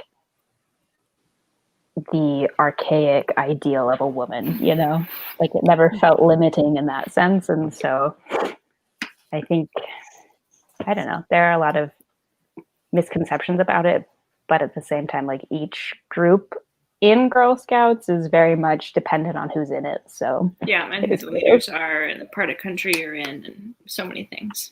everything in life is one of those, like everybody interprets it differently. And so like definitely depends on the situation. Erika, so is that an instrument that you built or one that you bought? No, or I bought it at the Astoria Farmers Market in Astoria, Oregon, about 6 years ago. This wonderful man, who I wish I could remember his name, makes them and sells them at the Astoria Farmers Market. And they're super beautiful instruments, great reverberation, really solidly built. Yeah, I know. Isn't that just tasty? Like such like nice, warm. Like I'll just hold it up. Tasty. Super tasty instrument. I just wrote a new song on this, and I never would have I usually wouldn't write a song on the cigar box space because then it's one more instrument to bring to a show, and it just becomes a lot of equipment and. But when you're just at home, you're just like, well, it's another day in quarantine. Might as well. Sorry, I'm like crying over here. It was just a word choice. It was great. I loved it, but it caught me off guard. Wait, what caught you off guard? When Anisa repeated you and she was like, tasty. I don't know if I got like it's a genetic disposition, but I swear as soon as I turned 13, like anytime I laugh, I just am like crying from my eyeball. Like my mom too, my sisters. Like if we're together, it's ridiculous. You can get like 3 words out and then it's just like nobody can understand. We're all, I feel like, communicating in our minds. Like you're communicating through tears. Yes. You're like, oh yeah, she's cried 5 times now. I totally understand. My younger sister is like 3 years younger than me, and I guess we're only really been close like come fruition into our adult lives, and so it's nice to kind of have that friendship. My older brother, I guess, is closer in age to me, but we have contrasting personalities, and so it's nice to like have a sibling that I swear our brains are 100% on the same wavelength all of the time. It's ridiculous. Like if you get us together, none of our family can understand us. It's scary. We'll communicate through like 1-word sentences. But yeah. So yes, crying. All my siblings do it. We all do it. I swear it's genetic. Well, there we go. I don't know if we've had anyone crying, laughing during a fun table session. That'll be my pin. Based on something that started with an instrument that came from Oregon. That's really cool, though. I know for myself, at least, that sometimes I specifically will grab a certain instrument if I want to kind of have a certain flavor to a song. So, like, I'll grab a bass instead of my guitar because I want it to sound a certain way. And I think most musicians kind of do it. They'll say the piano, or they'll grab a ukulele or anything. Yeah. Because they want it. They know they want it to go a certain way, and that means you can't get that voicing from, say, the guitar. I need to grab this other thing. What is that? Just say hi, Mark. Hello. I'm just looking at the comments. Sometimes I swear as I'm getting older that I can't multitask. So it's kind of like I'm listening and I'm talking and then I see something in the chat. Music's always going to be the foundation of everything I do, even though all these other things have happened on top of it with the media stuff and anything else. But I will always go back to that because that's been my oasis, my solace most of my life. Has been either playing music, going to shows, listening to it down in the downstairs basement of my parents' home when I was a kid. All those kind of memories, it all comes back from music. And then so it's definitely a trip for me to think about this here in 2020 that here I am talking about music again. I'm thinking back to shows that I saw back in the 80s or something like that. And then, some of the people in the chat too, that I completely forgot that Captain Blackwood and I share the exact same birthday. So he was saying it was the birthday tour for the first leg of Alice because it was his birthday too, once the first leg finished. So I remember we did a little like midnight singing of happy birthday to each other and the people that were there in the Zoom chat at that time. But That's so sweet. yeah, but and talking about, like, we've been talking about this whole thing of like not having anybody else around. That's me. See, I live alone, and so if I do it by choice, pre-pandemic, no problem. I can find people to be around. But now it's like, and especially like when I was sick in March, that was like The Shining or something for me. It was like so bad that I'm not around anybody. And so like if someone happened to, like my sister-in-law was really sweet to bring groceries to me when I was sick. So it's kind of like, I felt like how seniors tend to talk a lot when they come across people. That's what I was like, hey, so how are you doing? And how's Scott? And how's everything else? I got to go because they don't want to be around me because they didn't know what I had. But it's like, yeah, when you're not around people, I totally understand that whole thing of like what Erika was saying earlier about, it's been like 72 hours. So I got to get out of here. I got to go be around some other human and just kind of connect in that way. Yeah. Because I find myself kind of needing, even like when I've gone for job interviews during this pandemic, it's like, I think I talk a little too much during those interviews because I'm like, oh, there's other people that are listening to me and they're like 6 feet in front of me. It's a weird psychology that's happened. Yeah, I was talking to my mom earlier and she was like, don't worry about talking too much because not like necessarily in this situation, but in any situation.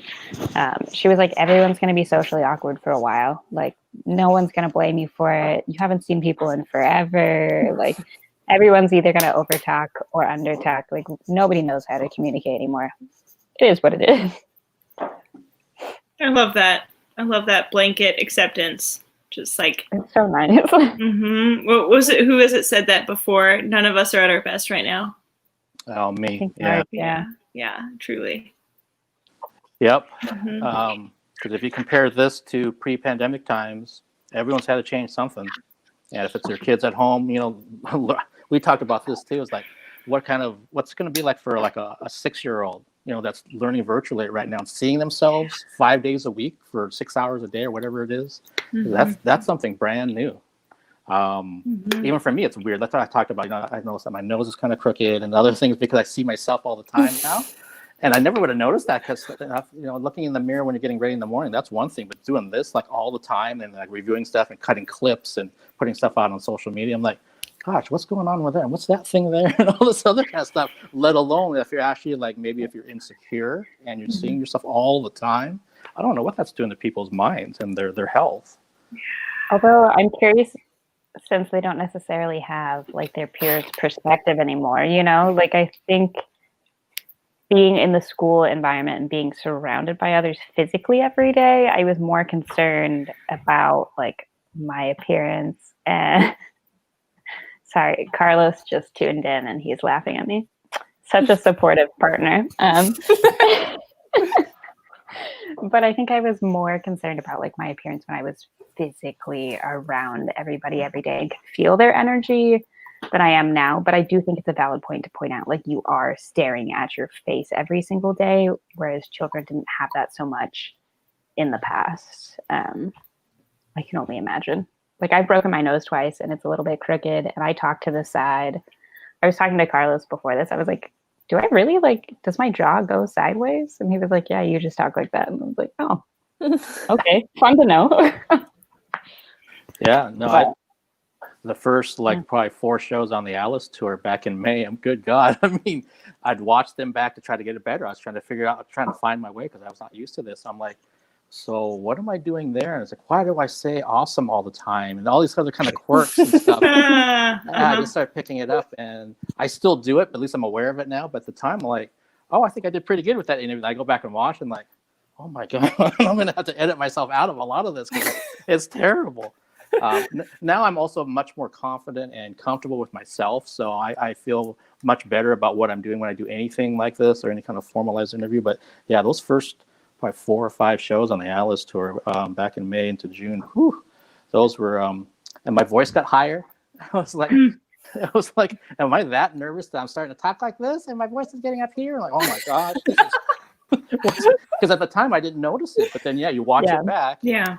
I'm trying to, again, make sure that I'm doing Alice justice because they invited me on this wonderful tour, and I don't want to let them down or let the fans down or myself down. So it's like I got to go back and be self-aware and try to pick things apart. And luckily it got better, so I'm not still talking like that or doing things like that. But it's a weird thing for people that don't normally do it, because I don't vlog. I never used to do any of that kind of stuff. So when they first approached me, it was like, I don't know about doing this stuff. Maybe can I just do it like once a week or do some kind of like the easy way out? And then I kind of thought, well, no, I should just jump into the deep end, just go for it and see what happens. And that's exactly what happened. And I'm so thankful that something in me said, just freaking just go for it and, learn along the way.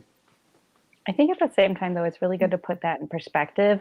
Like things that you generally find as faults are oftentimes like the quirks that other people find so endearing, Like I think we are so quick to find faults in ourselves, whereas someone who really appreciates you as a human being or someone who's close to you, like those are the things they pick out and that draw you to them. So I think we can be very overcritical, and it's nice to kind of cast your mind out and think in that sense of forgiveness to yourself, that like other people might appreciate that one thing from you and be sad when it goes away, It's a good point. Mm-hmm. Like Awesome saying that all the time, like that's cute to me. Like I think it's adorable. I'm like, awesome's a great word. Like say it as much as you want. I don't know how many times I've said it tonight, but your point's well taken, though. I think it's good to be forgiving. Is my point. Yeah.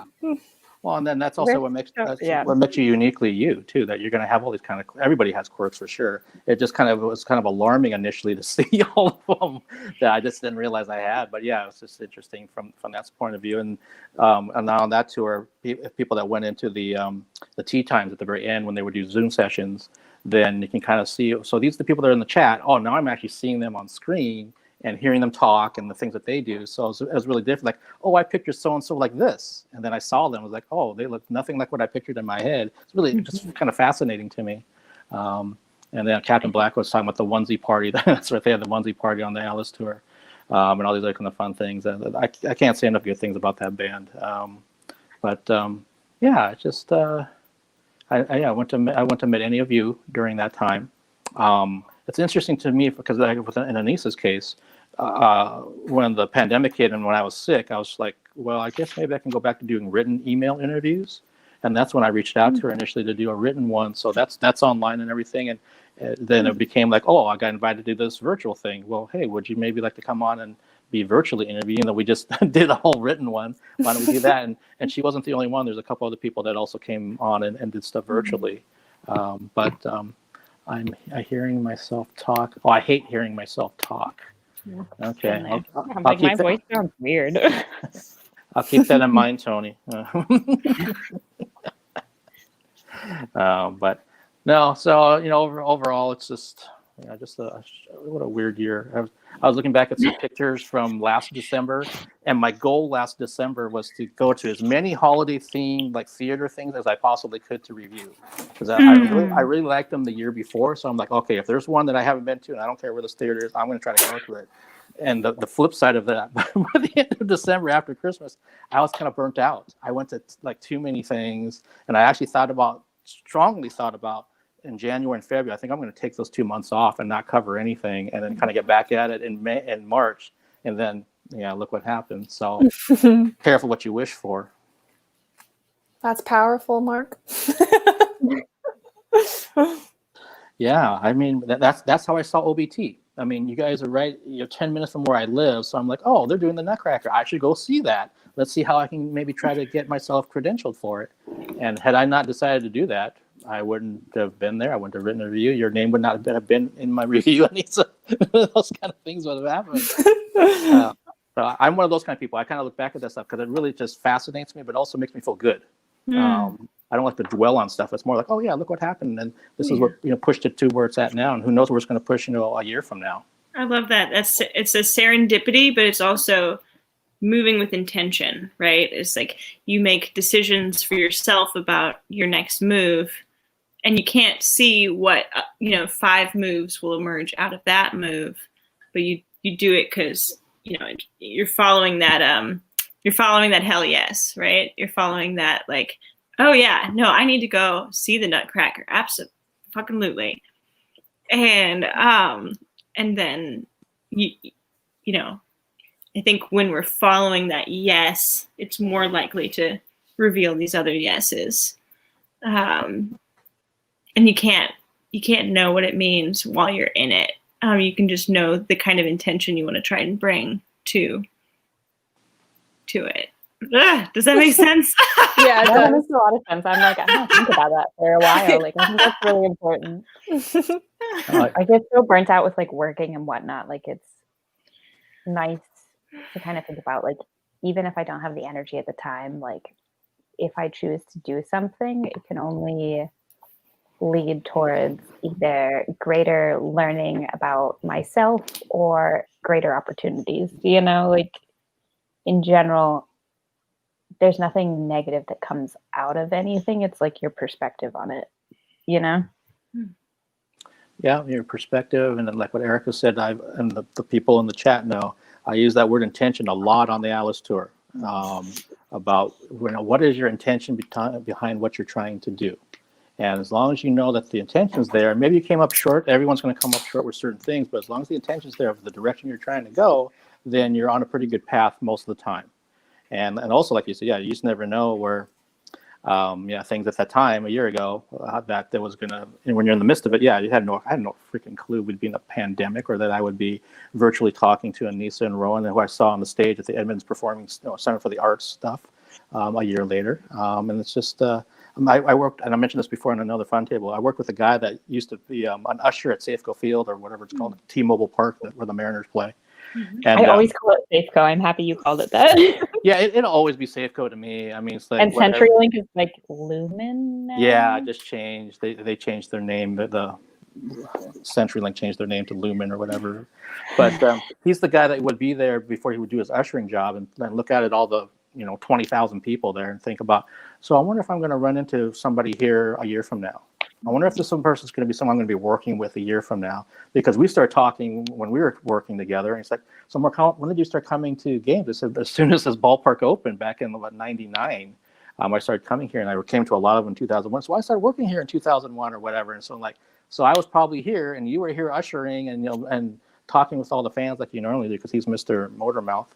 And but little did we know that we were in the same spot at the same time, most likely at one of those games. Just didn't know, just ships in the night kind of a thing. And then 5 years later, we're working side by side 5 days a week, and those kind of things. Cool. Both he and I kind of subscribe to that theory of like, you never know who you're going to meet or who you're going to run into, and they could just be some stranger right now, and then a year later you're working right next to him. Mm-hmm. One of my. I was just gonna say, Forrest Gump. Have you all seen that film? Yeah. I'm basically, I just want to move through life a little bit like Tom Hanks in that film. Where, things.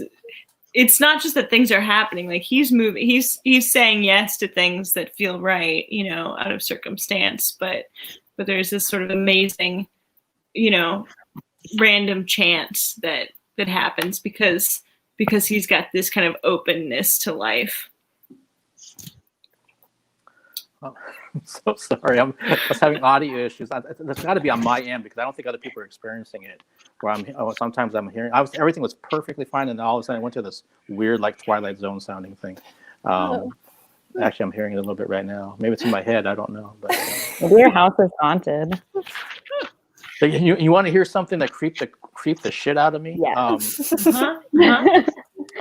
So I got woken up at 4:00 in the morning today, and I'm like, what is that sound? Because it sounded like almost like a candy bar wrapper or some kind of plastic that was being opened up or whatever. And I have 2 bedrooms here, and I'm in the smaller room, so I'm kind of like looking around and saying, I'm kind of waiting. So do I still hear it? So I didn't really hear it. So then I got up just to use the bathroom and went back to sleep. I turned on the light, and I'm kind of looking around. It's like, I don't see anything in here or whatever, and I don't hear it. So then I turned off the light and tried to go back to sleep, and then I heard it again. So then I immediately got out of bed and flipped on the light. I'm like, what the hell is that sound? Because it sounds like it's right near my head. And I'm looking around at my headboard and underneath the bed and all this kind of stuff. I said, is that outside? Is that some other kind of thing? Because I've never heard that sound before. And so I said, okay, I waited and I didn't hear it. So then I turned off the light, go back to bed. Probably like maybe a minute into it, I heard it again. And so that's when I started getting freaked out. I was like, there's like a rat in here. And what is this sound of that I'm not normally used to hearing? And when I flicked the switch to my light, I happened to look down at a little like 8-inch trash can that I have that has a plastic bag from a grocery store in it. And it's completely empty. So because I rarely use it, I looked down and there's a pretty good sized spider in that bag trying to get out. But he was sliding down. That's the sound I heard was that plastic bag. No. Oh God! That got really wiggy really fast. Yeah, and and I'm sorry. Typically, if I'm in the good mood or in the right time of day, I would just take that and put him outside or whatever. I wouldn't try to kill him. But I just took that whole garbage can and put him into the toilet. I was like, He had to go. He had to go. I'm sorry. But I have my limits. I try to take spiders outside, but I have my limits. Yeah, and I can't see if I don't have my contacts or my glasses on. So I mean, the fact that I could see how big he was without having that on, and I got closer to him, that's when like, oh my God, this thing's huge. We have some pretty good sized spiders in Washington. Like, I remember my parents' house used to get the brown recluses. Have you seen those? They're like big guys. Oh yeah, those are big. And so first of all, I don't know if you believe in ghosts or not, but my parents' house was definitely haunted. And for a while, I would go into the garage and I would like test my courage, and I would keep the lights off if I went into the garage to get something. However, for some reason, the garage really attracted the brown recluses, and I'm not big on shoes or socks. I'll wear them outside of the house, but I don't love wearing them inside the house. And those spiders, if you step on them, like pop. Like if you've ever stepped on like a seaweed bulb or something at the ocean, like that is the noise they make. And I stepped on like 3 of them before I decided to start wearing shoes whenever I went into the garage and turn on the lights, both of which are really important. But like I will never forget that noise. Like I feel like I'm there. I feel like you just described it and I'm stepping on this seaweed kelp spider. They're huge and they like you can feel them and you can yeah. I'm like not big on spiders. I grew up with some of my childhood friends are Indigenous, and so they had like a nice plot of land growing up with like a beautiful log cabin that they built from the ground up. But their dad would let the grass grow really high as a child. I'm pretty sure it was like 3 feet, but like as a child, I was like, oh my God, this is awesome. And he would like mow mazes into it for like the kids to play in. But the thing about the grass being so high is that like spiders would like weave their webs across the mazes. And so we'd be like running, playing tag. I feel like as a child, I was always running. Like, I don't know where that endurance came from. I would love some of it as an adult, but like as a kid, always running. And so you'd be like looking behind you to make sure no one was going to tag you. And then you would run into the spider web and you'd be like, oh, like searching for a spider for like a solid 3 minutes afterwards. And that's where my arachnophobia came from. Right. But this maze situation sounds completely and totally like Hollywood magical. Also, you're a little Yeah. bit. Am I frozen? What? I think I'm frozen. Oh, no, I see you. Yeah, we see No, you. I'm on Here, Xfinity. Oh, really? Yeah. You're We good on can our see end. you. Yeah. Yeah. Oh, now she's frozen. Oh. Yeah, as soon as we say that, she's frozen. She's like, you guys lied. We have that power. I think it's you, Mark. I think you have some power. Yeah, I don't know. There's some kind of weird stuff going on in here today. Also, I lagged for a while, so I have no idea what you guys said. But Yeah. hello again. Yeah, no. We were What just are you saying that. What are you drinking? Oh. Oh. This is from Reuben's Brewery in Ballard. Right. It's a stout, Mhm. and it's like dark chocolate peppermint, Mm. like peppermint bark-esque. It smells amazing. How does it I, taste, though? Does it taste It's- like chocolate and peppermint, or does it taste like a beer? It tastes like beer and chocolate and peppermint, which is a plus. This is a porter. We got a milk stout as well, but I'm taking an antibiotic right now, and I'm also super lactose intolerant. But I'm not supposed to ingest any dairy on the antibiotic, which is good because I shouldn't be eating dairy anyway. So I decided to drink the porter instead of the milk stout because, Rogue did a peppermint and dark chocolate milk stout, and we bought that as well because Carlos and I have really similar beer taste, and we were like, well, let's just buy it because it's seasonal and it's not going to be here in a month when I'm done with the antibiotic. And so, yes, stout, not porter. Nice. I've got Porter, not stout. Porter. Sorry, words. I've got this kind of funny story of the original Rubens location. So when I was playing music in a little duo around town, we played there. And they had us kind of by the door. And I remember it was a sunny day, so I don't know if it was in the summer or spring, but we were playing there, and they had a good crowd inside there. A lot of people drinking, and some people showed up that I knew. And all of a sudden, that door to their establishment got slammed shut. And we're like, whoa, I'm to the point where we were kind of like, what is that? Because we were playing like acoustically, pretty quiet. And it's like, whoa, well, I guess someone wanted that door shut. Turns out that the apartments right above Rubens, somebody didn't like our playing. I guess it was too loud for them. So they came down, and they're the ones who actually shut the door on us while we were playing. So we have that story of being a door shut on us. We had someone heckle us at Populux Brewing, and that was bizarre. It's like this big concrete divide between their building and this auto body shop. So they put us towards the auto body, like we're like, I don't know how many yards away from everybody.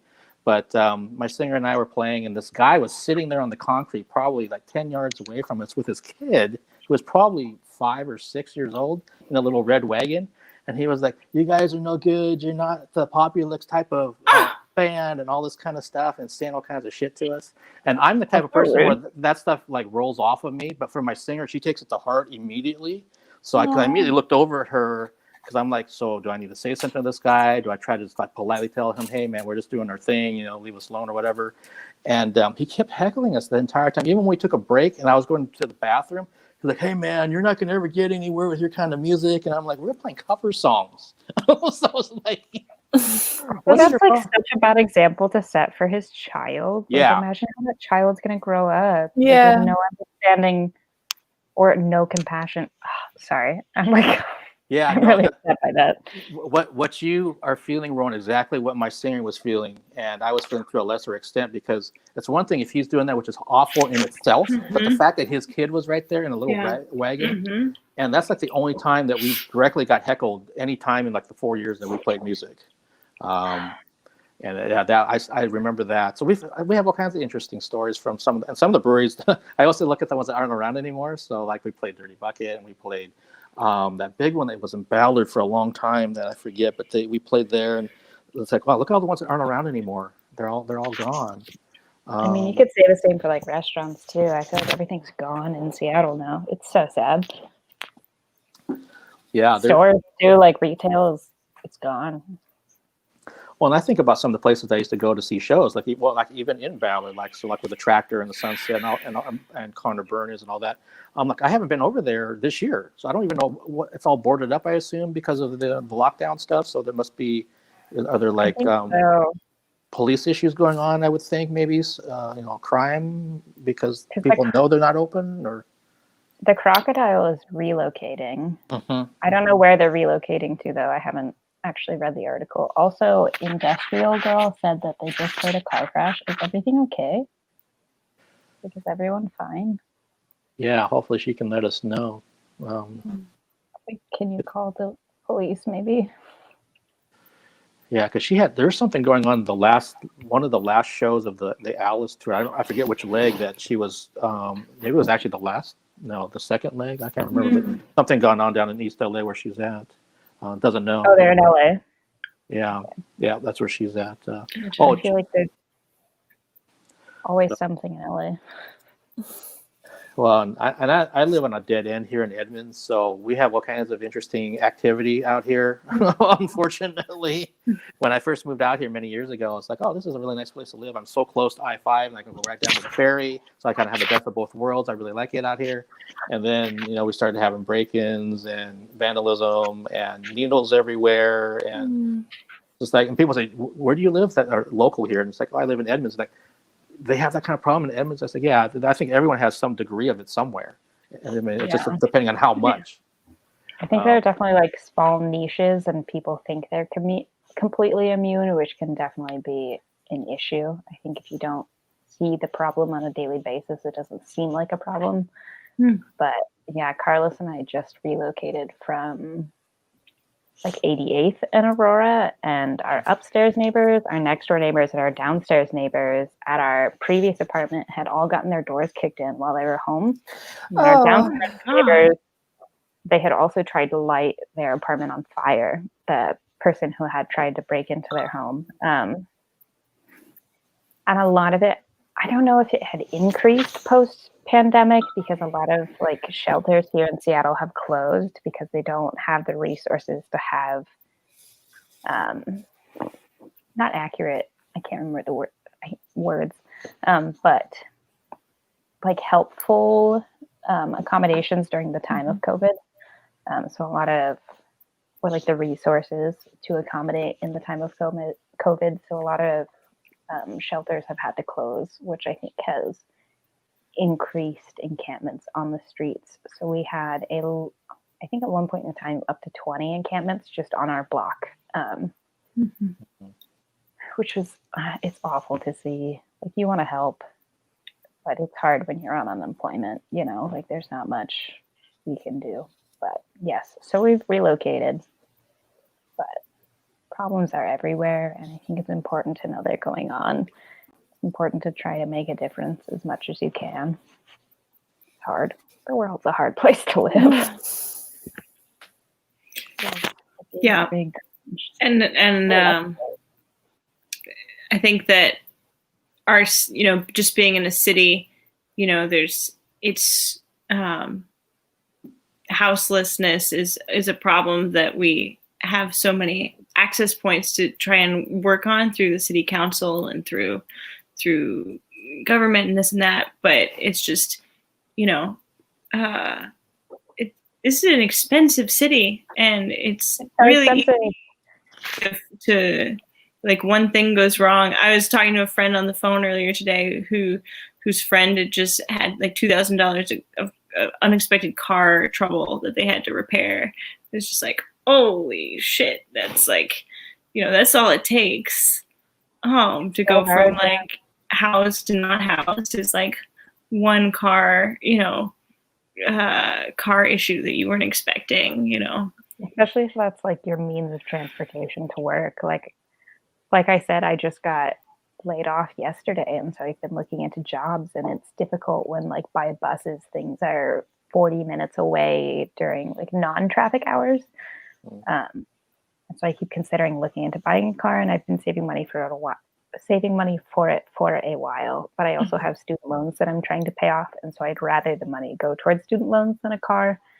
It's frustrating when like a car would make working more accessible, but then I can't actually afford like the insurance or the gas payments or the parking. Like, I can afford the car, but I can't afford all the costs that go with the car. Yeah. But then like, it would be easier to find work if I had a car. It's a fun cycle. Ish, some would say. Yeah, no, I know that all too well right now. I don't talk about it too much about my day job. I just say day job kind of thing. But my day job has switched multiple times in the last few years. So if I didn't have the support of my family, I'd be fucked. I'll just say it as blatantly as I can. I would be fucked. But they've been so supportive and trying to help me through this time, knowing that I'm going to land on my feet and find that right spot that'll keep me afloat. But those stresses that are there, and like you were saying, Rowan, it's unfortunate that you have to start picking and choosing. Well, do I do my student loan or do I get a car that gets me to a job? Oh, but then there's this insurance piece. Oh, I guess I better go over here. And I definitely am in that boat where it's like, well, should I pay my rent or should I eat? It gets to that point sometimes. And Been there. yeah, it's like, well, I really shouldn't do that today. So let's wait till like a special occasion, like next Friday or something. I'll splurge on something that it really isn't splurging, but to me it is. Just based on Right, perspective. yeah. And then You live off of the same box of pasta for a week. You're like, I can do it. It's gonna be fine.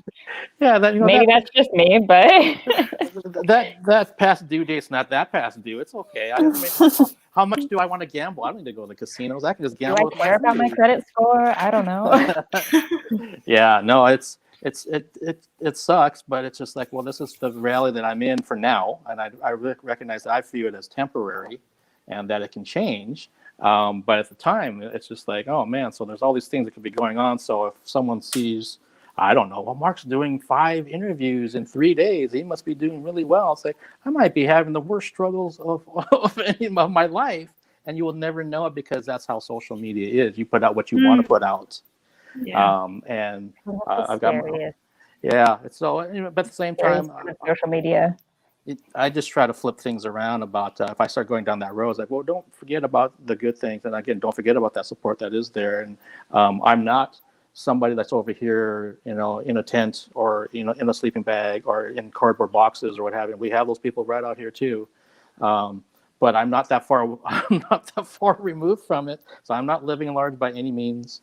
And I would never want people to think that's how I am. But I try to take pleasure in the things that bring me joy. And that could be something really, really small. And that's what kind of gets me and fuels me through the day. So, and again, even like talking about it like right now with everybody, maybe this isn't the most fun thing, but it's the most real thing. And it's just like what people are going through. So if it's resonating with anybody else out there when they watch this later, it's like, yeah, you're not alone. Yeah. Not at all. So I don't have a problem putting some of that out there if I can also show that it comes around and gets better. My issue sometimes is when someone puts something out there and they're in the middle of a bunch of shit, and I've been in the middle of a bunch of shit myself, really dark places, that they don't have a way to get out of it. So it's like, well, so someone might be able to relate to you, but then they don't know how to solve it because you don't know how to solve it. So somebody asked me, if you ever get into a state of depression, how do you get out of it? I know what I did to get out of it. So I think that's more valuable than just the resonating of, yes, let's take the stigma away. That's its own issue, which I understand. But I think there's another piece to it where it becomes, okay, so you're dealing with this and I'm dealing with this. I can't figure it out. What did you do? Okay, this is what I did. And I think that's so powerful for people. But it's each person's individual choice of what they decide to put out and not put out. So some of the people in the chat right now may not have heard any of this from me because I don't really talk about it.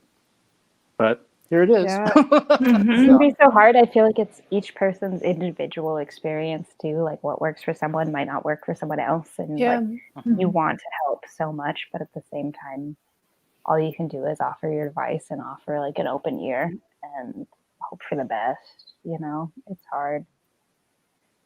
Life's hard.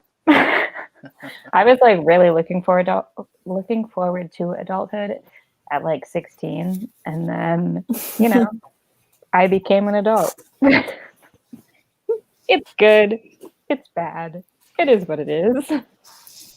It's the small happinesses, like you said, the little joys. As long as you can find something every single day that brings you some sort of joy, or try and look at things in a positive perspective. I had a friend who was really good about it for a while, where like every day we would text each other and tell each other how our days were going, but it was like you told them a little story, and so you try to pick out as much good as you can, and that was really helpful, like to just program my brain to see things that way. It's hard, but it's helpful. Yeah, and it's practice, right? Because our neural pathways, like you do it one time and then you do it again. It's like our brain likes these patterns, and we can, help our brains and our bodies along by intention, right? Mark, is like that's the bringing intention to like helping encourage along those pathways of joy or gratitude. Yeah, if you can make a ritual out of it, it's so helpful. Mm-hmm. Yeah, I mean, I've said this before. There's a reason why. Yeah, and that's your girl. It seems like on my end, sometimes I think Erika's freezing. I hear her voice, but then I don't see the picture, and then it clears up and it's freezing. So it's not just you. But if I look over here to my left, then I see all these different passes that I got for photo shoots to do for bands, and I see people that I've met, and today was 6 years ago when I met Jeff Bridges, and so I posted about that. And it's just, and that was at where you guys did Nutcracker in Edmonds. That's where I met him at. So I'm like honored. yeah, I'm not great at like looking into the history of things, but it's nice to get a lovely, pleasant surprise when you find out about this. Also, I'm gonna take like a 2-minute break to have for myself. I'll be right back. I'm like, words, how do I phrase this? I'll be back. No problem.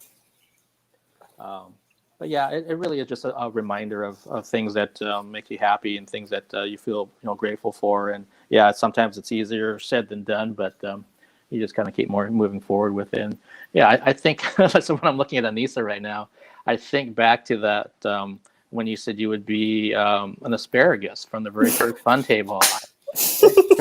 I see. So I still have those questions up from all the way from the first one to I think round 12. Then I stopped doing questions because a lot of times we just didn't need them. Yeah. But I was going through it and scrolling. I was like, oh yeah, there's that question that I asked from round 1. And it makes me laugh and it makes me feel good. And same thing with some type of social media. I'll have like little 59-second clips on Instagram. I'll look at those every now and then because they make me laugh and makes me think, oh yeah, that was a really good time. Yeah. And then I'm going to create more of those, moving forward. And that kind of helps fuel me. And there's also some part of me that just like, I don't like standing still when it comes to creativity and artistry things. So it's like, well, what else can I do? So I'm going to keep moving on something. I think most artists are like that. They don't want to just kind of stay standing still and, recreating the exact same thing that they did. They want to kind of move forward on some level. And so that kind of fire in your belly thing. But yeah, so... I mean, I really appreciate these things because like, I feel like COVID has pretty much just changed a lot really fast. And I don't know, getting to do these fun tables offers a sense of community. And when I've personally struggled with mental health during this time, this was a really nice opportunity to like kind of pretend that things were normal, like, oh, just a day in the life. Like we're gonna just hang out virtually. But I don't know, I really appreciate it. I think it's a really great opportunity, and hats off to you. Like you should know that it really does mean something. So well, thank you very much. I think it's something that's turned into almost like something that I need. I guess is probably a good way to put it, that I always look forward to Fridays or Saturday, whatever day I'm doing this on. I never go like, oh God, I got another one of those to do. It's like, no, I can't wait to do it. I can't wait to have the guests together. I can't wait to have a drink. And you're right. It's kind of like to take a break from all the heaviness that's out there. And I understand we're going to, just like today, we've talked about it a lot during this session, but that's perfectly fine. But at the same time, it's nice to know that you can joke around about things. You can be silly about stuff. I've divulged all kinds of shit during these things. If someone decides to go through the YouTube playlist, like from the first one all the way down to this one, 16, oh, good God, they'd have a whole portfolio of shit on me. No, they'd know you. Yeah. Yeah. Different stories, I imagine, come forth with different people. Different kinds of personality combinations are going to just bring forth different parts of you. That makes sense. Yeah, absolutely. And I love all of them that I've done because everyone has a different flavor from 1 through 16, depending on exactly who's in there, how they're feeling that day. Sometimes I was thrown for a loop on one of them, which I'm not going to say because it wasn't a bad one, but somebody was definitely not in the right headspace that day when they joined us. So it's kind of like, oh, what happened to the person that I had before? I got this whole other person that I didn't recognize. But it was still okay. We still had a good time and everything. But I was more concerned about them. Like, I almost want to like have a separate room. Like, are you okay? And I don't- Private chat. Yeah, and talk to them because they just seem so despondent. Mm-hmm. And I was like, oh boy. And so I didn't care about like how number whatever turned out. It was more like, hey, are you going to be all right? Do you need to log off? That's perfectly fine too, or whatever it is. But that's being an empathetic person. And I think most artists are, most creatives are. And that's also why I think for the most part, again, knock on wood, when I've invited people here together, that they find something to connect with because they are artists, they are creatives, and they don't have to come from the same medium at all. But that's also because I was intentional about who I invited on the Alice tour. I was real picky about who I reached out to because I didn't want. If now that I'm doing these on my own, not fun tables, but just interviews, there's some artists that I probably would never have put on the Alice tour that I'm okay with because it's a reflection on me, but I didn't want it to be a reflection on them.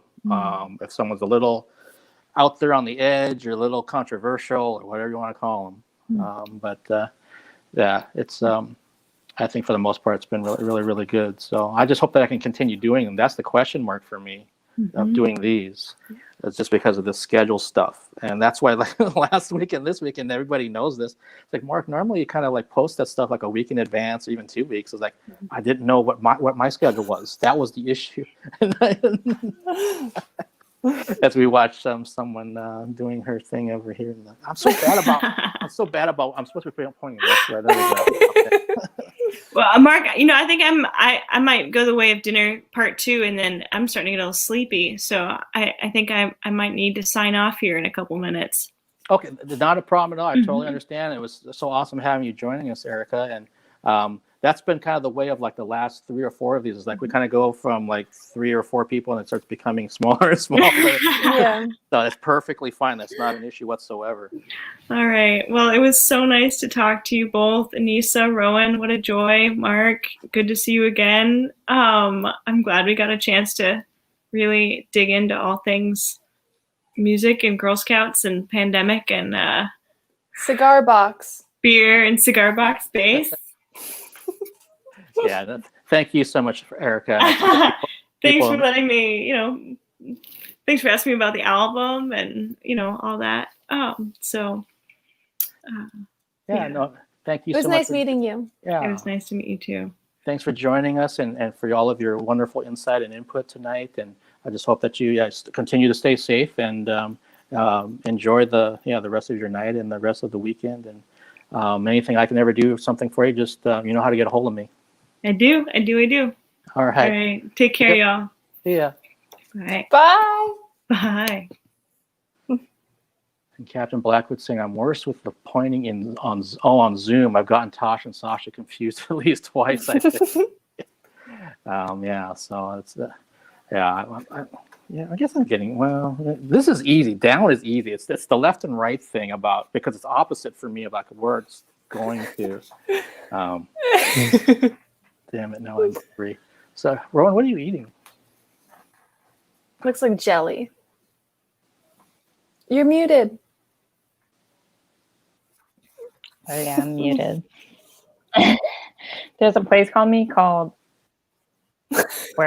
there's a place by me called The Masonry that makes wood-fired pizza, and I don't eat dairy, so this is some wood-fired pizza with jalapenos and like a hot honey and some of their like house-made spicy pepperoni. So it's like it doesn't look pretty because I reheated it, but it's delicious. Yes. Yeah, I don't eat dairy, so I honestly think pizza's better without the cheese, and people are going to be so mad at me for saying that, but it's so good. Okay, well, Rowan, I saw Industrial Girl ask me this. How do you feel about pineapple on pizza? Okay, so I was really weird about it for a while. That's enough. You don't have to say anything else. I don't know if it's because I'm white, to be honest. But it's good. It's good. I like it. But it depends on the pizza. Like, I wouldn't put it on every pizza, but I think if it's like sweet and spicy, it's good. Like, I eat a lot of spicy food, and I don't know if it's because Carlos is Latin, and so we have like a lot of Latin influences in our food. but also spicy food's fucking amazing. So there's that.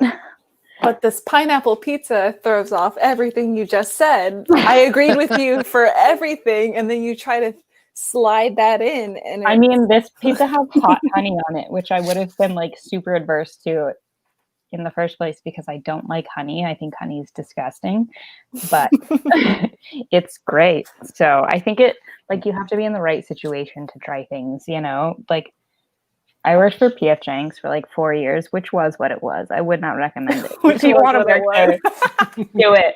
They pay well, but I would never work for that company again. But we sold these like crispy Brussels sprouts, which had pineapple and Fresno peppers and like cilantro in them. And I would always order them without the pineapple and put potatoes in them because I'm Irish and potatoes. Also because I don't like my fruits warm unless it's in a pie. I was like, why would I want grilled pineapple? But I finally tried it with pineapple one day and I was like, actually, this is great. And so now I'm more open to the fruits I enjoy warm outside of the pie setting. It was probably just that day, Rowan. Anisa doesn't like pineapple. I know that's what we're talking about. Did you hear him? Yeah, I could hear. And the interesting thing is that I think between the chat and us, she's the only one that doesn't like it on the pizza. I know the truth. I will stick to it. In the chat, people are asking about honey. So this is like a spicy honey. So it's like sweet and spicy, similar to like a sweet chili sauce, but definitely a unique flavor. It sounds weird, but it's real good. Like I said, I don't eat cheese on pizza, so I think you get like the individual elements coming through a lot more. I ate dairy for a while, so I understand why cheese on pizza is good, but at the same time, now that I have stopped eating dairy, I've been lactose intolerant since I was born, and I had really, really bad insomnia due to eating dairy. Like I would take medication for lactose intolerance, but I would not go to sleep until like 4 a.m. because it would help my body process the lactose intolerance to the point I wasn't, or like the lactose to the point I wasn't throwing up, but I would process the sugars at like 3 a.m. And so I'd have all this backed up energy for no reason. And so I cut it out and I can finally sleep now, which is great. But yes, pizza without cheese is a whole different experience. Like you can taste pepperoni, you can taste sausage, like you can taste everything so much more because you don't have like the cheese oils, like muting everything and like just the overwhelming amount of cheese. So I would say even though you can eat dairy, try it at some point because it's amazing. Like it's a whole different experience. It's not pizza, there's not cheese. It's like a saucy flatbread, but it's still really good. Well, it makes sense to me what you're saying, that you could taste the flavors and the things on it without the cheese. That part definitely makes sense to me. So Captain Blackwood, the bad Anisa bad is just because of the pineapple thing. That's all. So when you stepped away, someone has to say the logic here. Okay, someone has to do it.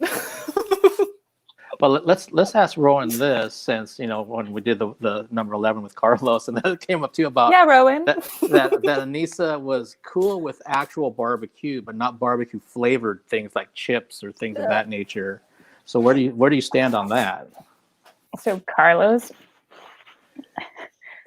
put sauce on everything, and I would consider myself like a purist. Like in my opinion, if I don't like something plain, then I don't like it. And so like I'll just eat fries or like I'll eat chicken. Like I don't need to put sauce on everything to enjoy it. Yeah, I know it's weird. It's controversial. Okay. Well, like seasoned chicken, not just like plain chicken. Oh, I'm like boiling my chicken. Not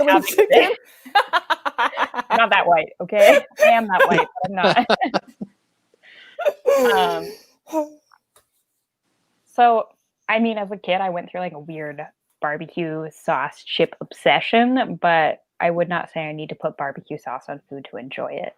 I think barbecue is good, but I'd prefer like barbecued meats to like barbecue chips. Like potatoes are good on their own. Why are we putting barbecue sauce on them? Agreed. Salt and vinegar chips, on the other hand, agreed. I will put vinegar on anything, like malt vinegar on fries if you've never tried it. It's so good. Well, I'm kind of both things that were on what you just said, because I don't put a lot of sauces on my stuff. My family knows that. So when they're putting things like they're reaching for a bottle of whatever, I'm usually not. Mhm. But at the same time, because we just had barbecue last Saturday, our family, actual barbecue, not chips, actual barbecue. And the sauce was on the side, and I'm like, and I know if I'm watching enough like Food Network and that kind of stuff, that's what the barbecue is. It's the meat, of what you did to the meat, not the sauces. And that's all secondary, really, depending on what location you are in the U.S. The only sauces I go for anymore are hot sauces. Same. And I'm not a hot sauce person at all. I'm out of that. Hot I'm sauce is so good. I'm So out of that good. discussion totally. I'll just sit Although here. A1 sauce is really good. I love A1. I love A1. I just don't want barbecue chips. Like, it's just weird. Pineapple pizza, weird. Barbecue chips, weird. Barbecue sauce separately, good. When I was a kid, like the height of delicacy was having like chicken nuggets for school lunch, and you would mix ketchup and barbecue sauce, which is ridiculous Whoa. because barbecue sauce is like half ketchup anyway. But that was like, you're being fancy. You were elevated. Yes. Posh school lunch. Chicken nuggets with ketchup and barbecue mix. Oh, 10-year-olds, the height of luxury.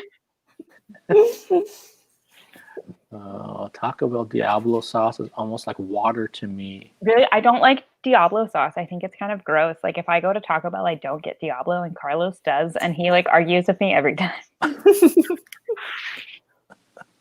Cranch. That's cranch. I don't like ranch. I think it's disgusting. I won't eat ranch on Though. anything. Mm-mm. It's Like, so good. I think ranch is the worst sauce. I won't eat it on anything. Oh no, there's levels though. When you get like a really good ranch, you're like, this is it. Like I've made it. I have transcended. It might also be because it has like buttermilk in it, and I can't do dairy. Oh yeah. Like it's really off-putting. And That's I don't probably like it. dill either, and there's generally dill in ranch. So Whoa. I know I'm weird. Like I love cilantro, but I don't like dill. Like we had salmon the other day that had like a pesto butter on it with like dill and lemon, and the like seasoned pesto butter was amazing. But I picked the dill off and put it on Carlos's salmon. I was like, you can have that. I'm looking at I've never put anything in mac and cheese. Like ketchup and mac and cheese. Hot sauce. Okay, but hot sauce is like, yeah. Hot sauce is so good in mac and cheese. Carlos introduced me to hot sauce and mac and cheese. He knows. Annie's makes a butternut squash and pumpkin mac and cheese that's vegan, and that's the one I eat, which is good with hot sauce. My mom's not a great cook, and like I said, I'm very white. My mom is like 100% Irish, and my dad is English, Bohemian, German, and Sicilian. So we tan, but like we're white. We're white. My sister took an ancestry quiz, and it was like 99.8% broadly European. And I was like, I knew that. Like, thank you, but I knew that. And so I just grew up like salting food. Whoa. And so to me, that was like seasoning, but my blood pressure runs really low, so I'm supposed to have excess salt anyway. Lucky you. Yeah. Right. But yeah, so when Carlos moved in and put like hot sauce on everything, I was like, this is a whole new world. You can put hot sauce in macaroni and cheese. You can put hot sauce on pizza. Like, what? Why has this never occurred to me before? Like, this is great. Captain Blackwood said their dad made baked mac and cheese with hot sauce, and that sounds It's perfect, I bet. amazing thing I've ever heard of. Does it have breadcrumbs on it? Ooh. I feel like that with the hot sauce would be like My like aunt, like a family friend aunt, like they're not related, but they're family, used to make baked mac and cheese, but instead of breadcrumbs, they would crumble goldfish crackers on top of it. 10 out of 10 would recommend. I feel like you could do it with the hot and spicy Cheez-Its, and it would be better. hot and spicy Cheez-Its. So. Those sound good.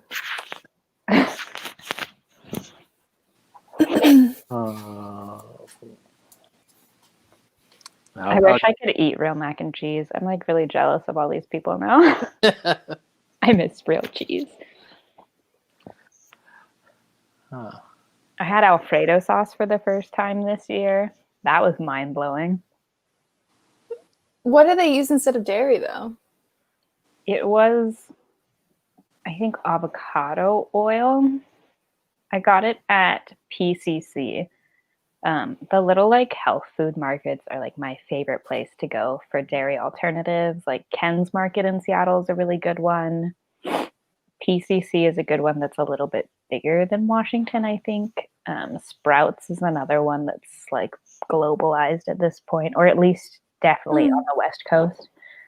But it's nice that there's more alternatives. Like I have a lot of friends who are vegan but went vegan in adulthood, which I think is the smartest way to do it. But that's my own opinion on it. And so it's nice that they're finding alternatives to like childhood favorites where they still get like the nostalgia and the like warm fuzzy feeling in your stomach from the food that like inspired those memories. Mm. Smoked Gouda on top. To be honest, I don't know that I can differentiate cheese flavors. Like I couldn't tell you what Gouda tastes like. My dad's good. Gouda because he studied in the Netherlands and apparently that's how they pronounce it. Although my entire childhood he told me you pronounce things certain ways and that's definitely not how you say it. So I was one kid in elementary school who was like, it's Adidas and Target, and that's not how you say it. People are like, what are you talking about? And I'm like, what do you mean? That's how you say it. That was like his ultimate dad joke, was like, this is how you say it. And apparently it's like Europeans say it that way, but like obviously in America we don't say it that way. It's like Target. Adidas. I was like, Dad, you've ruined my childhood. I now have 0 friends. Thank you. The cow puns made me happy. Yeah. Someone had to do it. Yeah, there's a whole thing with Alice with the character of Metal Moo, who's this metal singer who's a cow. They've done a couple shows with Metal Moo, so then all of the cow puns come out big time. So yeah, now it's moved over here. I feel metal is like a great genre for like off branches. Like there's baby metal, and then there's like metalachi. Like metal is interestingly really inclusive, and I love that about it. Yeah, I've seen metalachi here. I covered baby metal last time they were here last year. And then you go out to all kinds of different things, or even if you start talking about like orientation. When Rob Halford from Judas Priest came out, you think there might be an uproar from the metal community. They don't give a shit. He's still the metal god. That's all they care about. He sings his ass off. My favorite kind of people. It's really interesting. Having been a metalhead most of my life, so. Oh my gosh. Yeah. So. Yeah, the Metal Moo stuff. It got to a point where I was like, oh my gosh! I mean, this just kept going, going, and it would start like before the show we were even airing anything on the Alice tour. And so the person behind Metal Moo is Carl Garcia, he's like the 6th member of the band. He operates the cameras and does all kinds of stuff on their video shoots. So he's one of the 4 interviews I still have yet to do because I didn't get. Exciting. Yeah, I didn't get to Carl and Tosh and Sasha, and then the 4th one is actually me. So who's gonna interview you? Anisa. I'll do it. I'll be Mark. Oh God, I could do it. The questions. I'll study. I'm so excited. I can only imagine the questions you'd come up with for me. I mean, I will do my research. I will come up with a very collaborative questions to go off of, and then we will go from there. And we will spend 30 minutes. Okay. Can I sponsor it? You can sponsor it. You can also be included, Rowan. I can have you be a guest, but then you have to wait backstage. You can tell me what the questions are. You better be asking him this right now. Furiously typing in the background. Oh my God! Yeah, that's actually what I was picturing. If whenever this happens, of the Alice Bam members, kind of like ask him this. Yeah. Because I did that. All of them I did individual. Well, not all of them. Some of them I did individually, and so that's what we were trying to finish up the rest of them. But I'm the one who actually, I guess, stupidly threw it out there about maybe you guys should interview me, and they're like, "Oh yeah, we should do that." Like, "Oh no." Yeah. I mean, it definitely should be done. Without a doubt. It's well, There's no question. There is no question. I think everybody can agree. It needs to be done. If you need somebody to help facilitate, I can, Rowan can, I'm sure Blackwood and Industrial Girl will also be willing to do so. So Right, we'll put it to the vote. Like 4 out of 4, we're all for it. yeah, what's the council say? Ready, go. oh my gosh. I have like a tiny bit of pepperoni stuck in my teeth, and I am really Oh upset about no. it. Ooh, see, Captain Blackwood says that they'll interview you, Mark. Okay, yeah. So you can. I bow out. Blackwood can do it. What did I start? You brought this on yourself. I would like I to know. point out. We're supportive, but you brought this on yourself. Oh gosh. No pineapple pizza. It's not gonna happen. It's not gonna happen. I once had like a chicken barbecue jalapeno pizza that was amazing. Weirdly enough, talking about barbecue sauce again, that was the sauce instead of marinara, and it's pretty darn good, I will say. Yeah, I think it was chicken bacon jalapeno barbecue sauce. It will. You're going anywhere. I'm drafting you for assistance. Okay. Yes. We'll put my cat in like a little cheerleader's uniform. It'll be great. I don't have clothes for her, but I'll get that outfit. Obviously. I mean, it could be something where we have just like, all the people you interviewed. We just create like a nice supportive space. We're all just like here, but it's just you on the mic, We can all do like waving hands when we support your answers. Blackwood can come in there, say some things. I'll come in there and say them louder too. So we have so much mic. Rowan and her cat can clap. Perfect. I'm not crazy, I swear. Yeah, no pineapple pizza for anybody involved, even if you like it, because we're not doing that here. Tony doesn't like it, so he's the odd one out. Yep, you got someone on your side. All right, he's in. He's asking questions now. Or they. The 2 moderators. Yeah, we will moderate. We'll be the council, the high council. Whoa, you need like a high collar to like go with the high council stuff. Yeah, I mean, while we're doing the interview, it should be really large. I feel like at that point it's like the cones they put animals in, though. We don't need to get that big.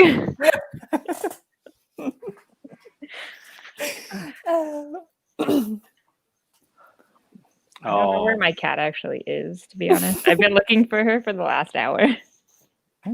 I think she's under the couch. I see Captain Black was talking about the 2-drink minimum for this interview thingy, majob, whatever. Yeah, that actually reminds me of what we talked about last week at the fun table about Mike said, "Why don't you do a drunken session?" No. And I was like, I'll do a buzz session where I'm buzzed, but I don't want to be puking, off camera or something. But it looks like that's going to happen at some point. I'm just trying to find the day and the people. New Year's Eve. It might, maybe it'll be that if people are game. But that also means that whoever's in the chat needs to be drinking too. I don't want agreed. Just us doing it. It's got to be all or nothing. Yeah, the walls are too thin in my current apartment. I think this weekend. What day is it today? Friday. Sometime this last week, I was definitely getting ready for work in the morning, and the apartment above me, one of the tenants was having a rough morning. You could hear it all. Oh, wow. I was like, I just want to shower, and now I'm nauseous, and this is not my favorite thing at 7 a.m. Wow. So that's not the experience I'm trying to have in this apartment, because my neighbors will know. I think it's really just the pipes that like run through the bathroom. I think they carry the noise. Oh, okay. Oh, that's right. You were saying that you're living in like a vintage building too. Yeah, I think it was like 1920s. It's super cool. Like in the hallway, they have some like of the original pictures of the building. Um, and they just happen to be from the side of the building we live in. And I'm like, that's our apartment. Oh, But yes, we're definitely on like a boiler system. So there is a pipe that runs through our kitchen and a pipe that runs through our bathroom. And I think like sound travels up the pipe, which makes sense. It's water, it carries noise. Mm-hmm. Mm-hmm. Hmm. My friend used to do drunken Shakespeare. That's Shakespearean insults are they're a good time. sorry, my chair. Sorry, my chair is so squeaky. It's okay. I keep readjusting. I'm like, my leg is here. My leg is here. I don't know. I feel like it's a dancer thing because it's like It having is. the legs up. Yeah. That looks so weird. When all of a sudden I see your leg go up like. Hello. Just over my shoulder casually. I can't sit normal. I don't know how. Oh, okay. Well, On that note, yeah. Like I was saying at the beginning of this, that at some point, actually, strangely enough, there was some email communication today about the interviews with the Alice members and myself. So it's I'm leaving that up to them about when it's going to be a good time to do it. The buzzed edition of the fun tables, again, it just depends on the day because most people would want to do it on a Friday or Saturday, and that may not work for me. That's what's going to be kind of fucked up. So I got to find the right day. And again, I don't want to be like Rowan's neighbor having a rough party. Yeah, that's not fun for anybody. I mean, the next day they were belting out a new order. So, I mean, eventually things got better, I would say. Wow. The new order is. I love 80s music. If people disagree, I'm always sad. Carlos is not the biggest fan of 80s music. And I understand where he's coming from, but I disagree. Well, I grew up during that time, so I mean, I'm always going to have a soft spot for it. And I can do the weekdays, not like I'm going anywhere. Oh, okay, I'll keep that in mind, Industrial Girl. And I know you've mentioned the kind of different spirits you like and things that you drink of choice. So, because one of the other people that said they could do it was also a weekday person. So shit, I mean, well, there you go. You got two people. You're set. Yeah, I might end up doing this. They'll interview you. It'll be great. I was just gonna say, well, we should do the buzz night, and then right after that, go right into the interview of me. Yeah, you're like wearing glasses. You're like, yeah. So this is how I feel. So Mark, what's your approach to interviews? I don't know. I don't like to talk to people. Oh God. But yeah. Derp, my derp. I haven't heard that word in so long. Do you remember the little, like, you had to type out the little emoji that went with it? Like, there's no emoji button for it anymore. Like, you had to actually type it out for derp. I didn't know that. I didn't know that either. Back when people, like, typed out emojis. And they were, like, horizontal.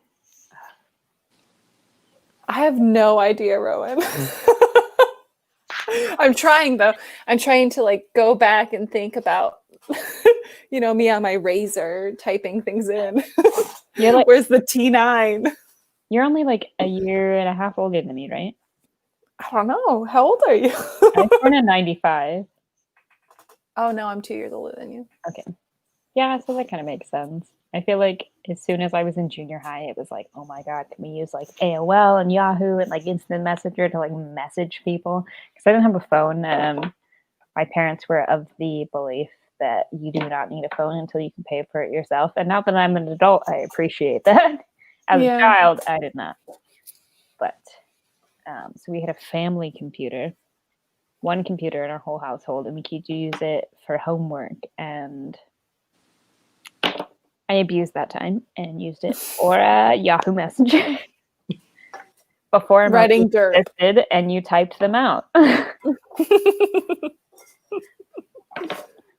That was my childhood. Beyond MySpace, in the time of like the beginning of Facebook, and Tumblr was really big. Oh, Tumblr.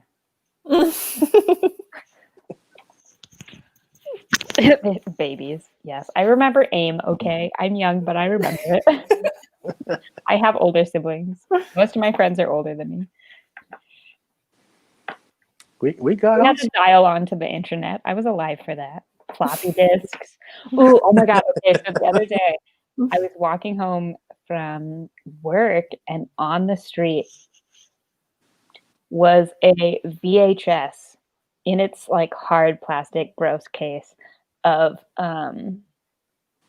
Goosebumps on the street as like trash. And I was like, Amazing. this is the epitome of 2020. Like a Goosebumps VHS. Like, You have to put it in. It's on probably the up side of the 2020. I was like, yes.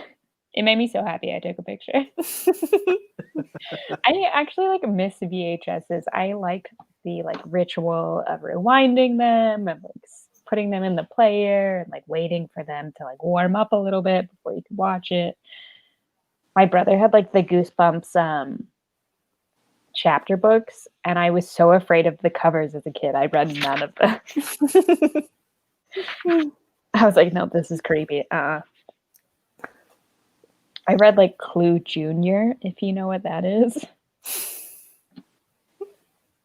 I don't have a clue what that is. Stay out of the basement. Can you see it? This was the Goosebumps that was on the side of the road. Oh yeah.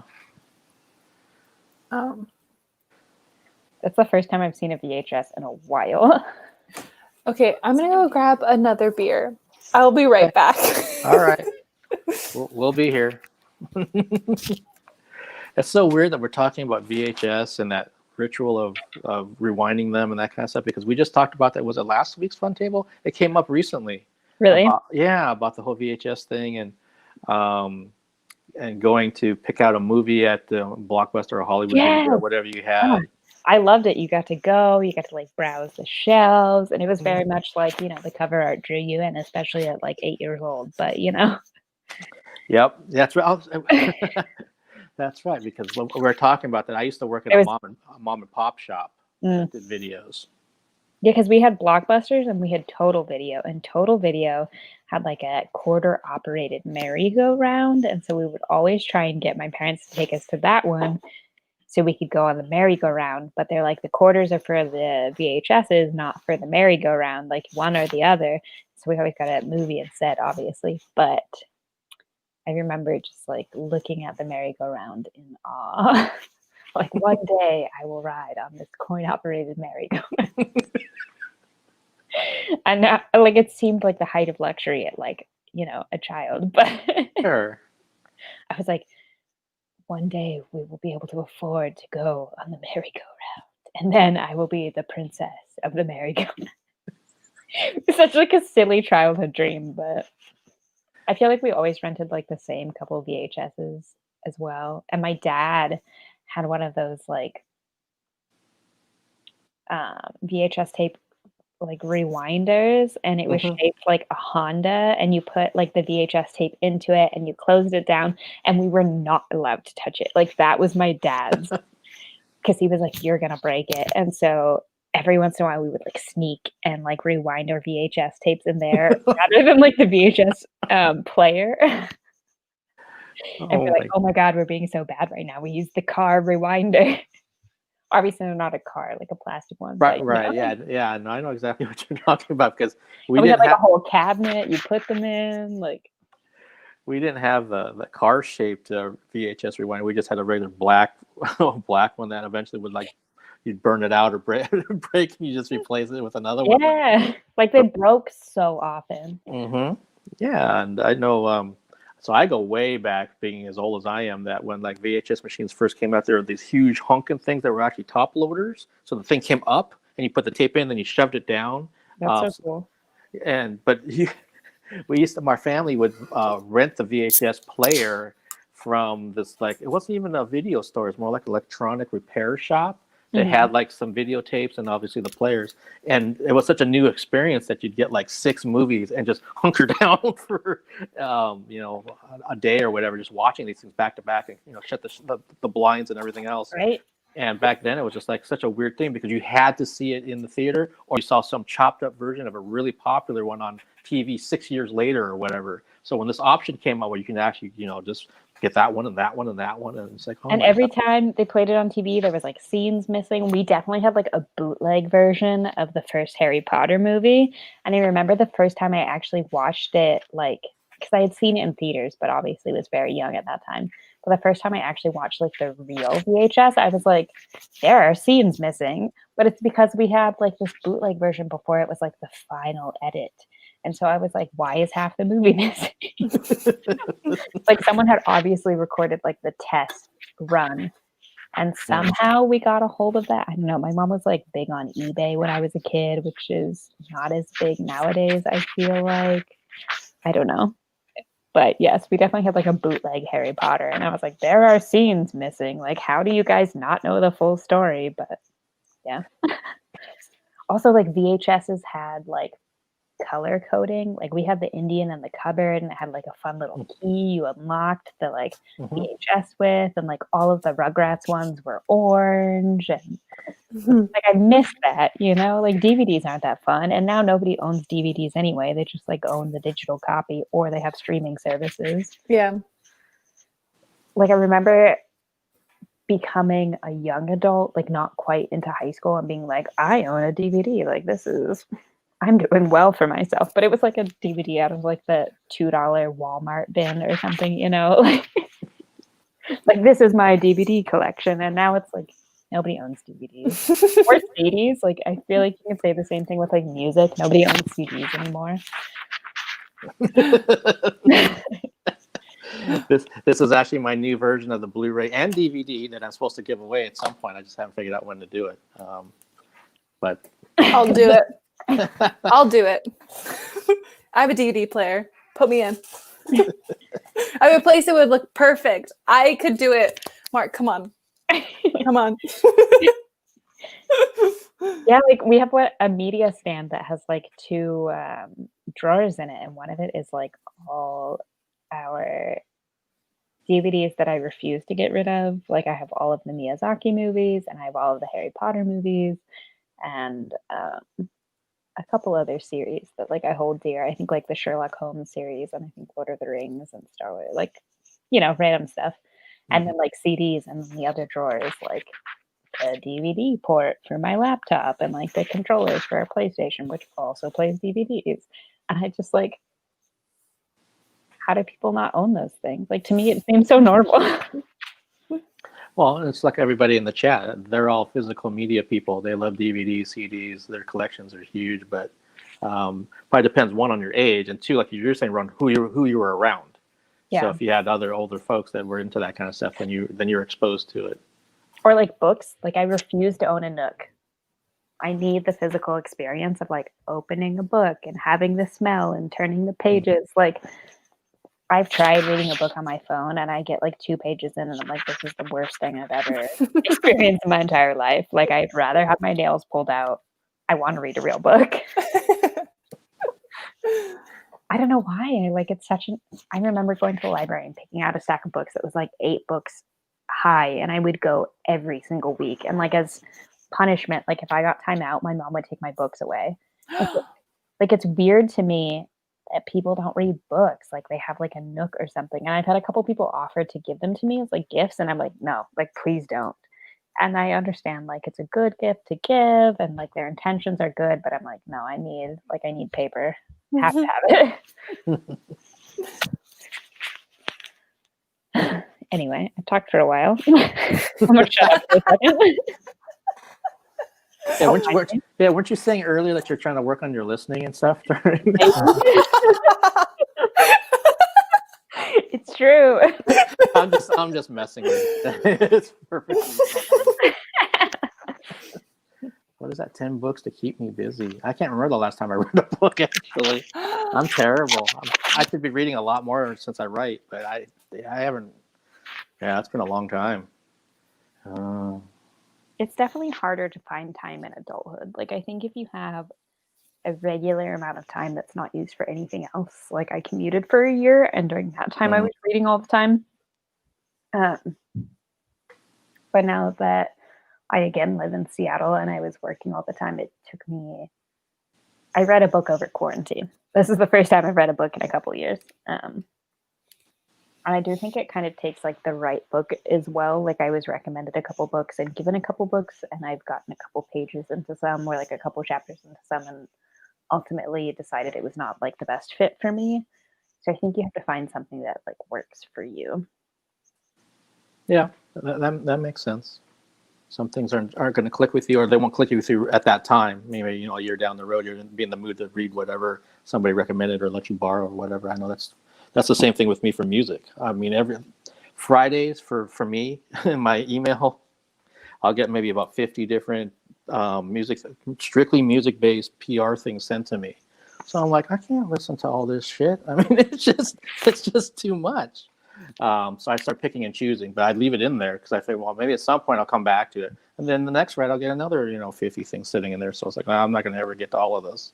But that's also what they know. If they want music reviews, I rarely do them unless it's a PR person that I'm doing a favor for, or a band that I really like, or so Mark, you got to listen to this one. It's really, really good. I'll check it out. But some people, they do them religiously, every single one. It's like, God, how do you have the time to listen to all that stuff? So I don't. I feel like we also live in a world that's so saturated by sound. Like as a adolescent, I really appreciated listening to music because I could kind of find my preferences and learn about myself, and people would express things in ways that I didn't quite have the words for. But now as an adult, like every single environment I'm in is filled with sound. And so I've really learned to appreciate the silence, which is weird. Like as a dancer, I should be listening to music, but I've also really learned to appreciate the silence. Listen to music on my own terms. It's good to listen to yourself too, I think. Like if your body is saying don't fill your life with sound right now, I think it's important to listen to that. Yeah. Yeah, I was recently recommended The Clockwork Orange, and I am To read or to watch? to read, and I'm very much like anti-violence, a humanist, like very considerate of other human beings to a fault. And I got about a chapter and a half in, and I'm having a really hard time continuing. I think it's important to gain perspective from it, but I think it's something I'll have to take in small doses. Yes, it's a lot. I haven't read it yet. I've seen the movie, but I haven't read it. I have not seen the movie or fully read the book, so I think there are some books where it's important to read them first and then watch the movie, and I think there are movies where it's a different interpretation, but just as good as an interpretation, and so you can kind of see them in any order you like. Like Howl's Moving Castle, I love the movie, and then I read the book as a secondary matter, and I love them both individually. Like I think they're different, and I think they're both wonderful, but they are different.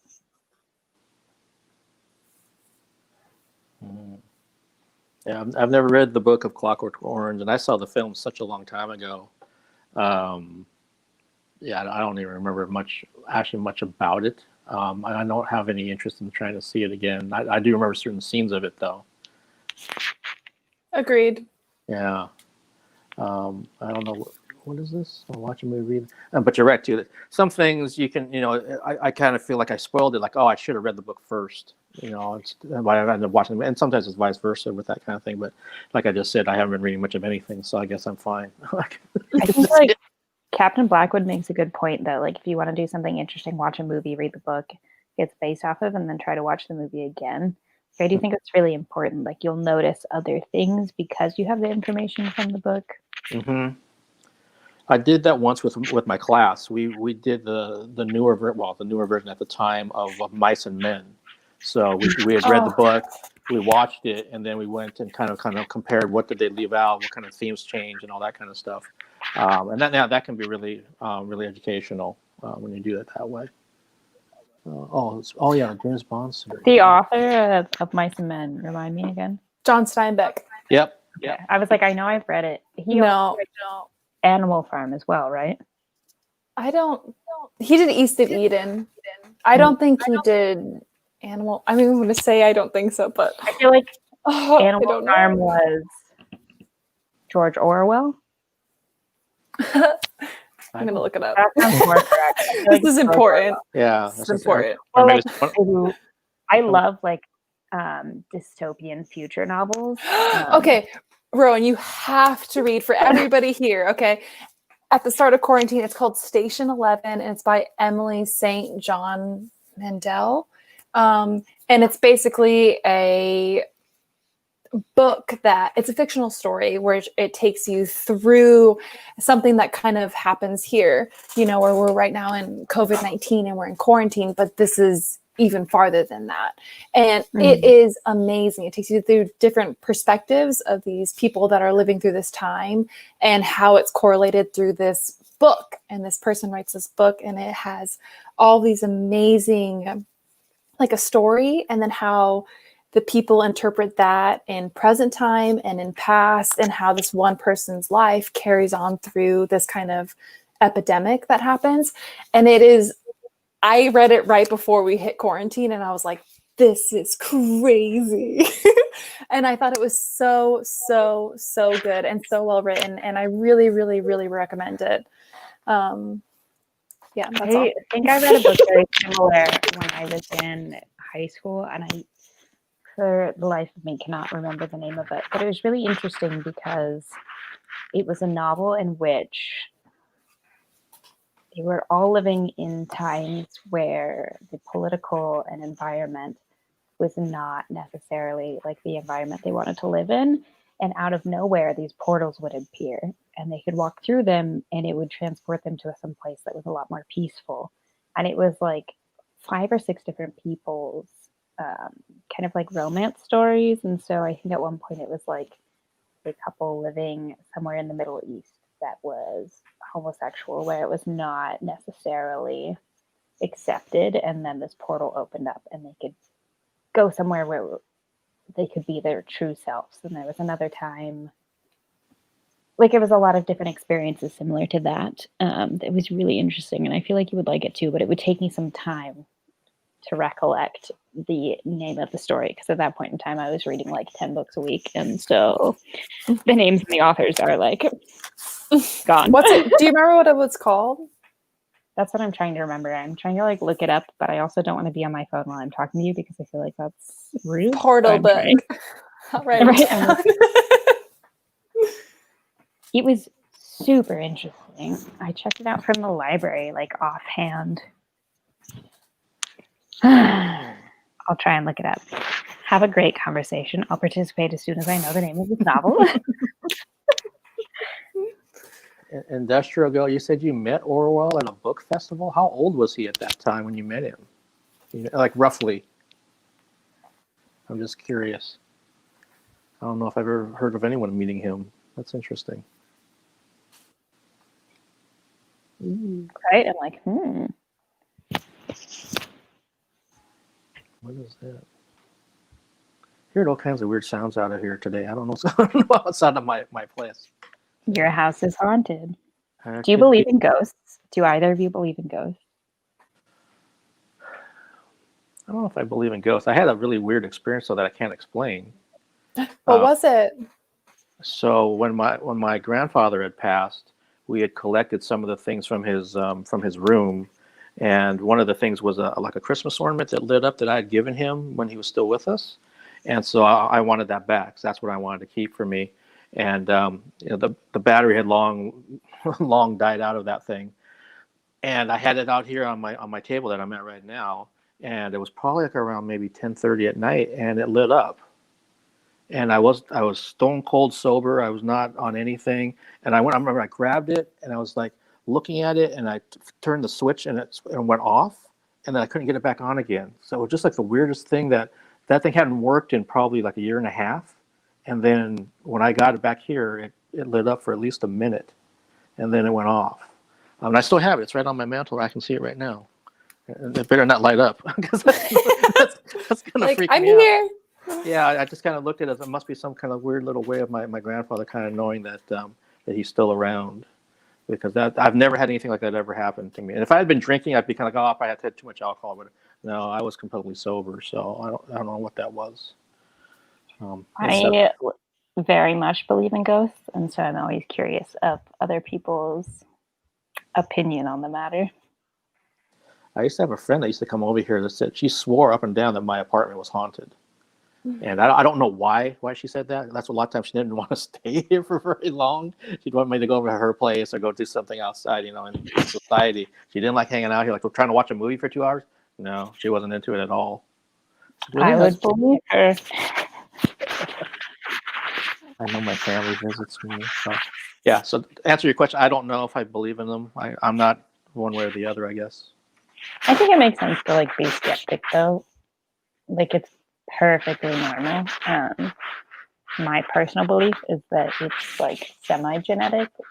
In my experience, like my mother has seen ghosts, I've seen ghosts, and other family members have seen ghosts. But like I said, not all of my family or friends feel the same. And so it's something I personally believe in, but I don't know if it's because I was also like raised without religion or just because of my childhood in general. Like I understand being like realistic or skeptical of a lot of things, and so I understand like not necessarily believing in them, but I very much believe in them, and so I'm always curious of other people's reasoning or experiences or whatnot.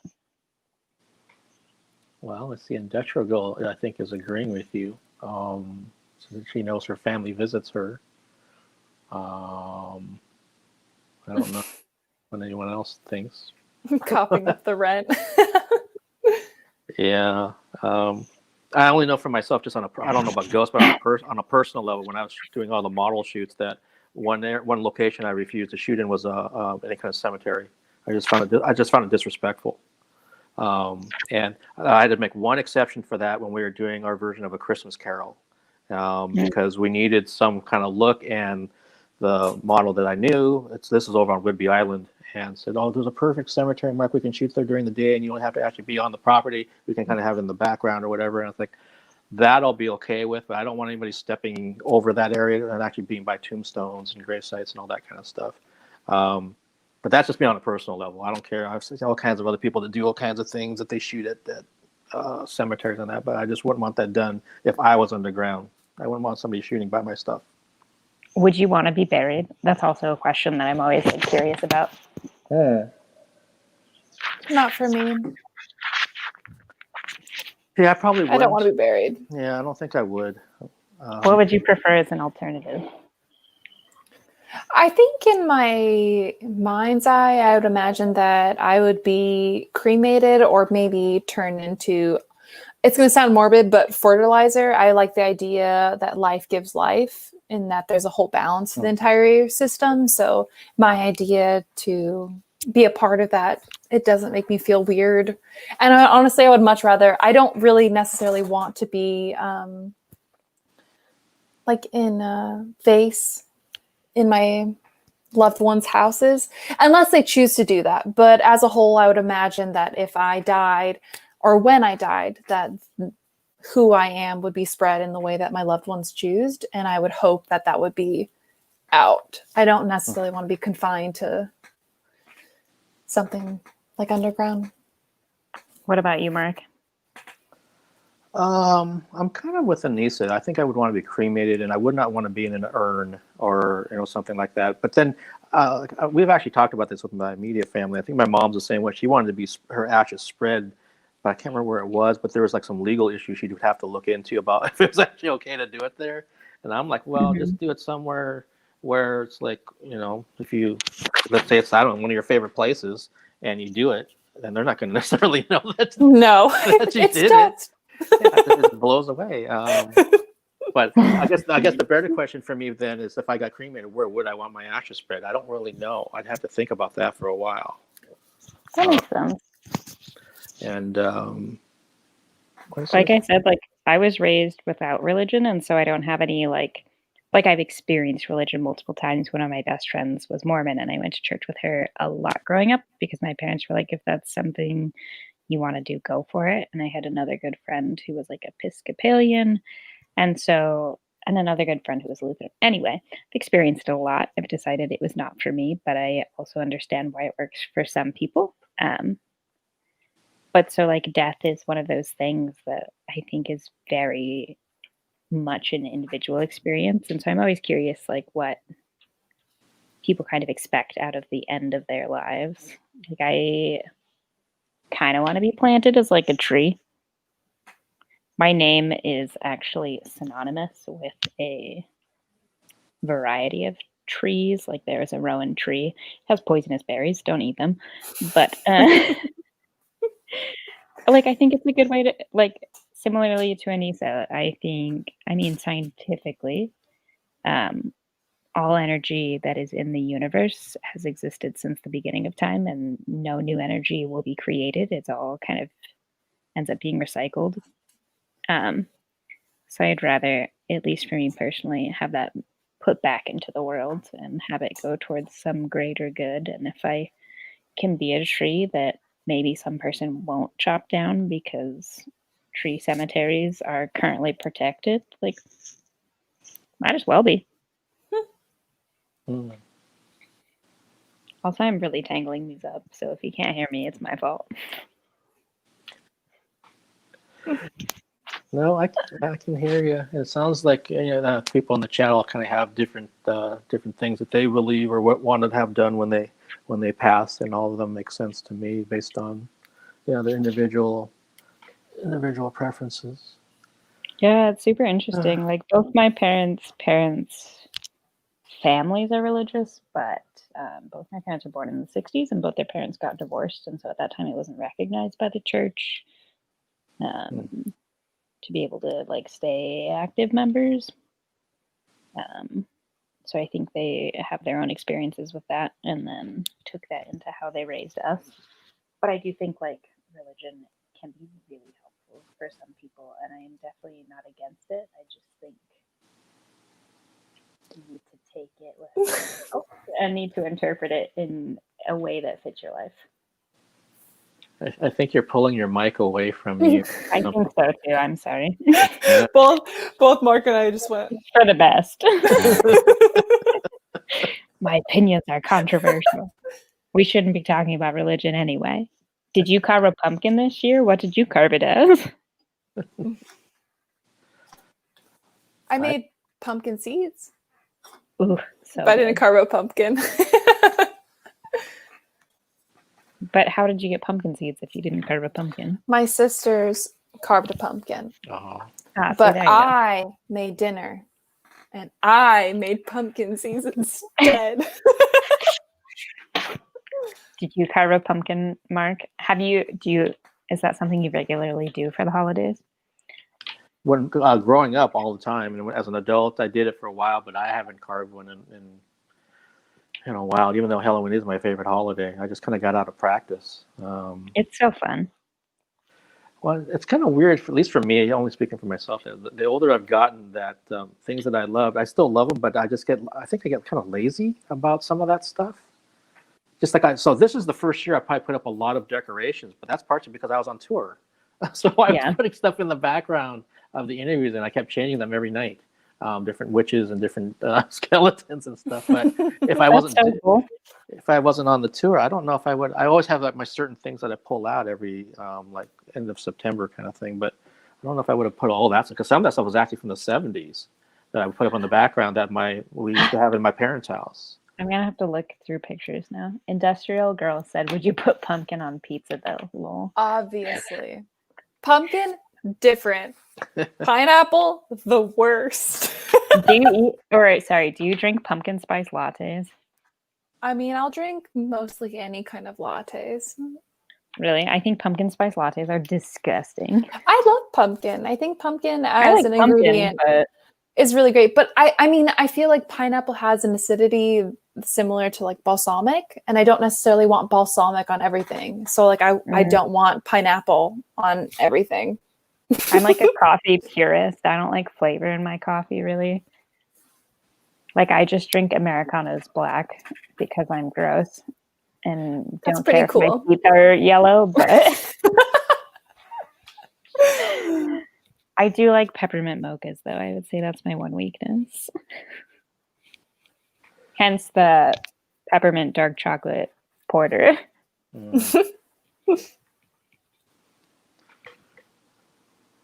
Well, ladies, I think this is actually probably a good time to kind of wrap this up. It's been, it's been a little over 3 hours. I almost thought it was been a little over 4 hours because normally we start at 7. I was like, Jesus Christ. But then it's like, no, it's been a little over 3 hours. So want to thank Tony and Captain Blackwood and Industrial Girl and anyone else that's still lurking about that I missed. Lurking. Yeah. Is your mom still here?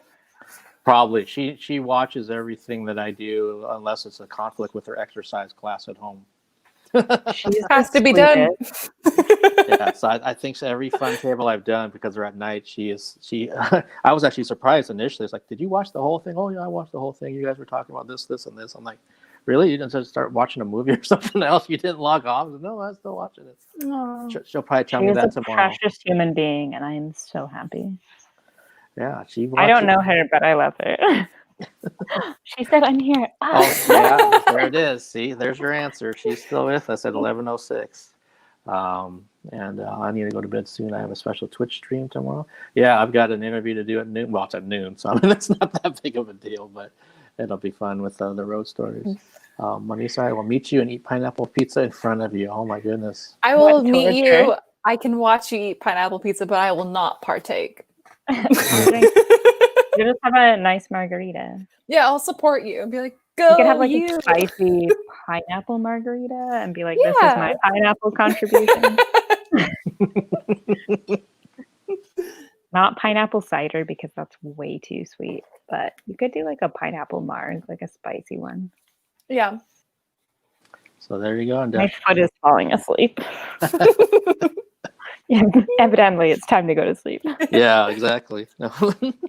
Well, Rowan and Anisa, thank you for doing this and joining me as always. This has been fun. And thank Erika out there in the other land, wherever she is, if she's sleeping or doing whatever she's doing, for joining me tonight. And we'll kind of see what happens with the next one. I don't know when it's going to be. When round 17 happens, it'll happen at some point. I just don't know if it's next week or a month from now. I don't know at this point. So I'll figure something out. But for those that want to watch and hear about some tales from the road, tomorrow at noon Pacific Standard Time, same area. You all know where these things are. So thank you, everybody, and good night. Stay safe. And I'll see you when I see you.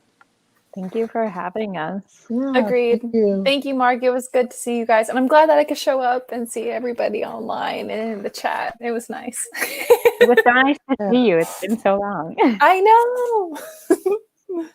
All Thanks, right. go to any dance classes, let me know. There's none, but I'm like, I can't do it. No, I need to do it. Help me I do take it, like Rowan. 1 a month. It's fine. Help me do it. Don't tell Oleg. Industrial Girl, if you go to my Instagram, you'll see that Anisa's tagged and so is Rowan in my recent post about tonight. So if you want to follow them, you can follow them there for sure. And Erika. Erika's tagged as I well. post like 4 times a year, but it's fine.